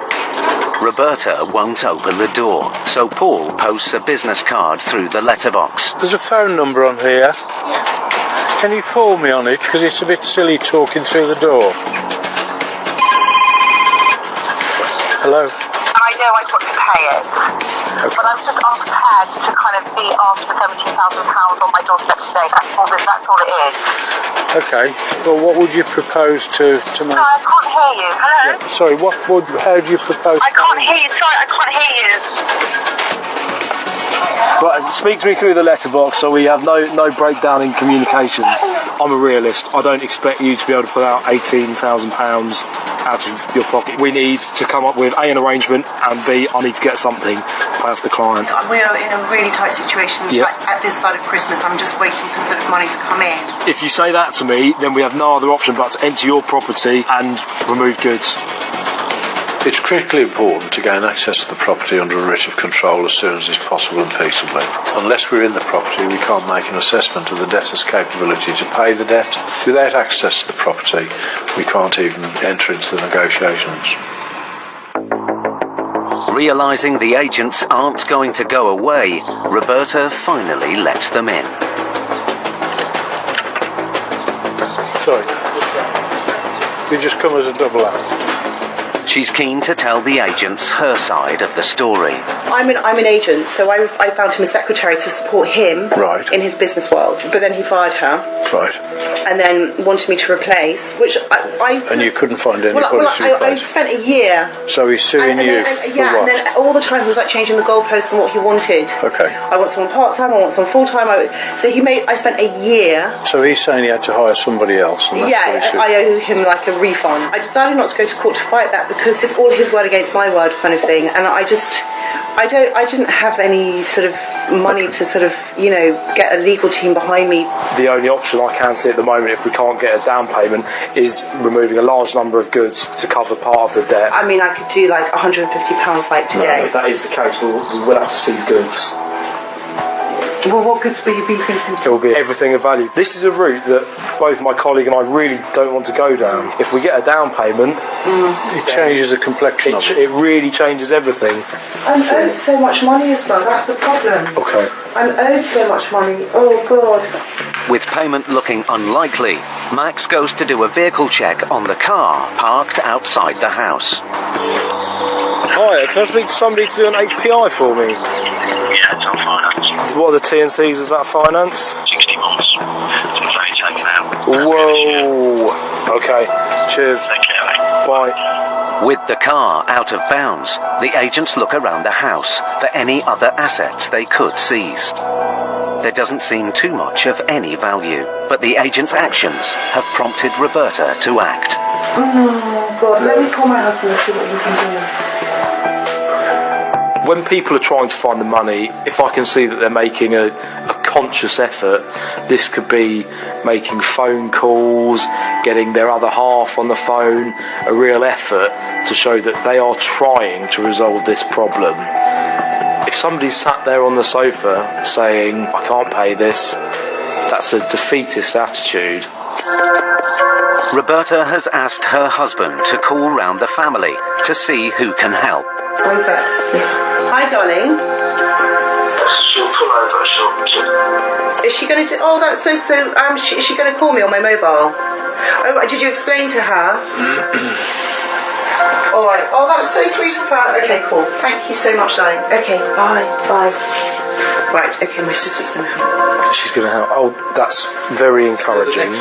Roberta's sister has agreed to pay £3,000 towards the debt. It's less than a quarter of what she owes, but it appears to be her best offer. Max goes outside to call the office to see whether the claimant is willing to accept it. Could you give me an indication as to what the client would accept as a down payment so we don't have to remove what little she has? The client would look like they want at least £4,000. Is that 4,000? Alison, what I'll do, I'm still unsure if she can get it, but I'll say, look, 4,000 is the absolute minimum that the client would take. Absolute minimum, that's what I've got on here. Okay, Alison. It's not good news. So what did they say? £4,000. £4,000. Roberta calls her sister directly.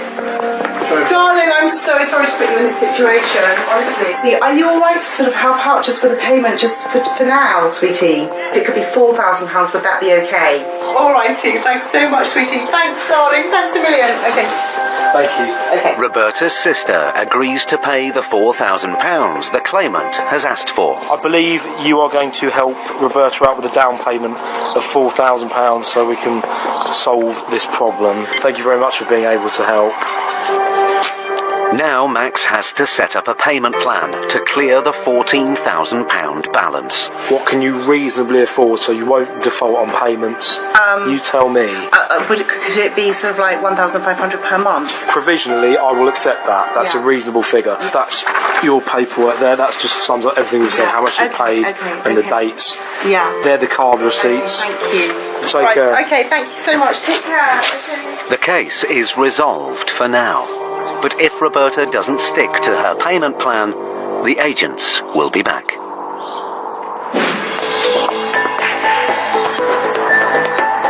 A recent survey has shown that almost 50% of families in the UK are struggling to make ends meet. Nearly 20% admit to being unable to cover an unexpected cost of over £100. While 1 in 7 UK households have to cut back on food and other necessities to pay for unforeseen expenses.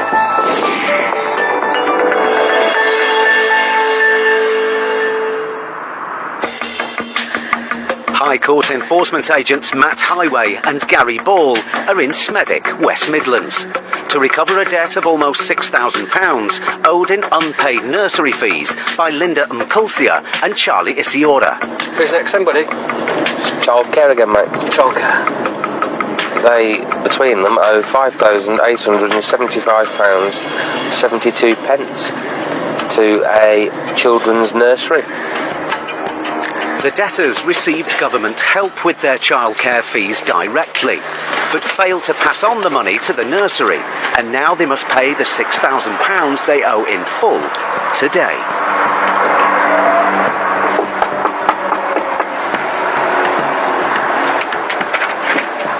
Hey, madam. It's looking for Linda or Charlie.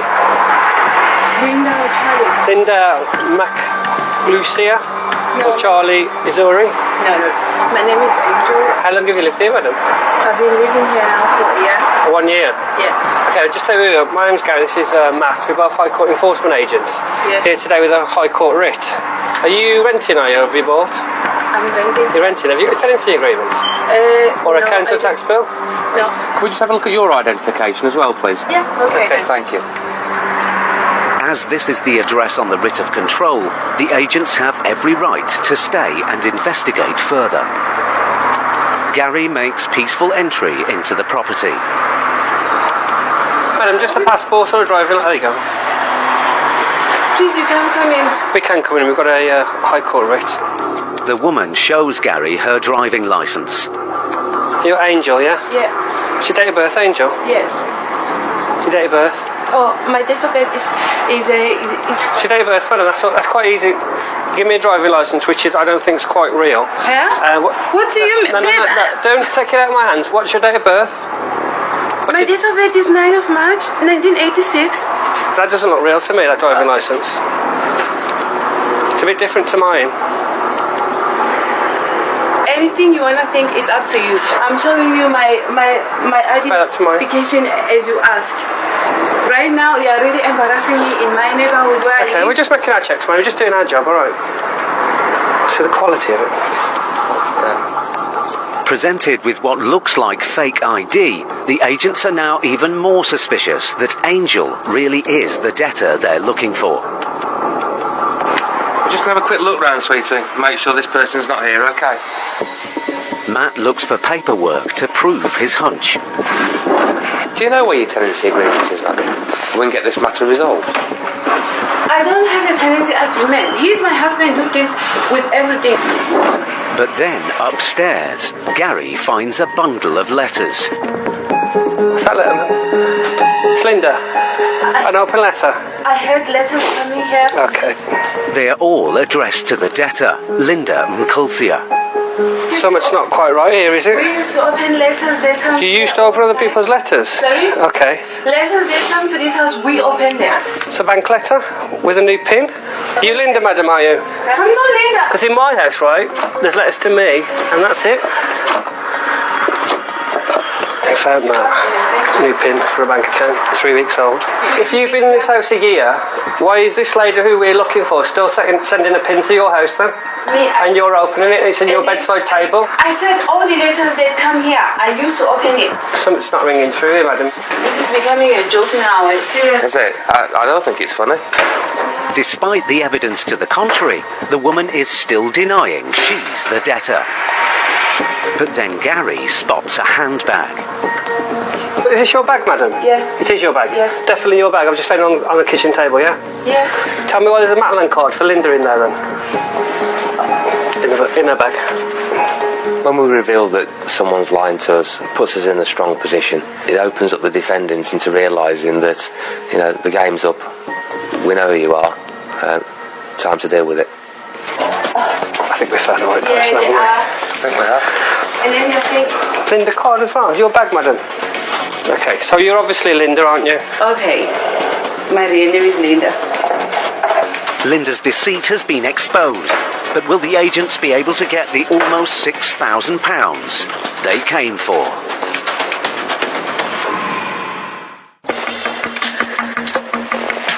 High Court enforcement agents Matt Highway and Gary Ball were in the West Midlands to recover a debt of nearly £6,000 owed by a couple for unpaid nursery fees. Hey, madam.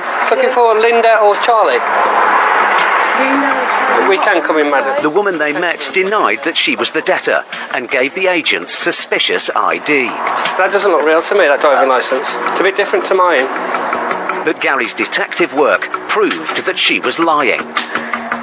Is this your bag, madam? Yeah. Tell me why there's a Matlan card for Linda in there then. Now the agents must get this case resolved, one way or another. Do you want to start telling the truth? Okay. Is there any reason why you lied to us about who you are? The reason is we are no longer together. I wasn't working, so he was the one paying the bill. He was the one paying for the child's school. This is not my business. Unfortunately, it is, isn't it? The child in question is yours, isn't it? Yeah, it's my child, but with our agreement, the man pays because he's the one who said, don't work, right. I'll pay everything. Right. So the easiest way for a debtor to avoid payment is to deny all knowledge of it, especially when it's a debt from a previous relationship, because that's something that they're trying to forget about and move forward from. And then suddenly this debt from that relationship comes and bites them on the bum. Despite her claims, as she is named on the writ, Linda is responsible for the debt. So first things first, are you able to pay that amount of money? I don't have money here. Can anybody help you with it? Nobody have that kind of cash. Right. With Linda saying she can't pay, the agents start looking around the house for assets they could seize. And they're in for a surprise. 2 Cartier bracelets here, mate. If they are real, they're worth thousands. But we'll seize those. Rolex watch. DKNY watch. Gucci glasses. 2 very lovely rings. Big diamond rings. I can, I'm afraid, madam. In the bedrooms, there appear to be thousands of pounds worth of designer goods. I've got a DKNY handbag. I don't know if it's real or not. Doing the search, you're looking out for these things of value. Finding a Cartier box with bracelets in, finding expensive watches. It builds up a picture. It builds up a lifestyle on how these people are living. There must be money going through that property. The agents list the designer items on an inventory. But even though they would have been expensive to buy, their value at auction may not clear the £5,875 she owes. But then Gary finds some vehicle registration documents. BMW 6 Series. Where are these BMWs, madam? You're trying to hide goods because you got a debt against you. I didn't hide any goods. I've got a car. What car? This one. It appears Linda owns one of the BMWs Gary has found paperwork for. Yeah. He calls the office for a vehicle check. Thanks a lot. Cheers. Bye-bye. Free of finance. How much? 3,000. The value of the vehicle would cover just over half the debt, but there's a problem. Where is this car? It's somewhere. It's somewhere. Okay. Over the rainbow? Yeah. It's pointless talking about this It's then, in isn't the it? garage for service. It seems that the vehicle can't be recovered until tomorrow, and the agents are running out of options. But then Linda makes an offer. Okay. I've got a friend, she says she can have money tomorrow in cash. But anyway, hold on. Using the car as collateral, Matt decides to offer Linda a lifeline. I'm happy to give you until tomorrow to pay this. I'll do what's called a controlled goods agreement. The agents put the car and the luxury items on a controlled goods agreement, which means they control her goods, but she can keep them in the house. Okay, Linda, if you just sign there and print there. If Linda doesn't pay the £5,875 she owes within 24 hours, the agents will be back to seize the goods. Taking goods is always the last resort in enforcement. That's not what we're there to do. It's a pain for everybody involved. We use different forms of leverage. The shortened version of leverage is levy. That's what bailiffs do. They levy on goods. So that's what we use. We use the car, the boat, the plane, whatever it may be. Thank you, Linda. And there's your cards there, Linda. They're in your bag, alright. Thank you. Cheers, Linda.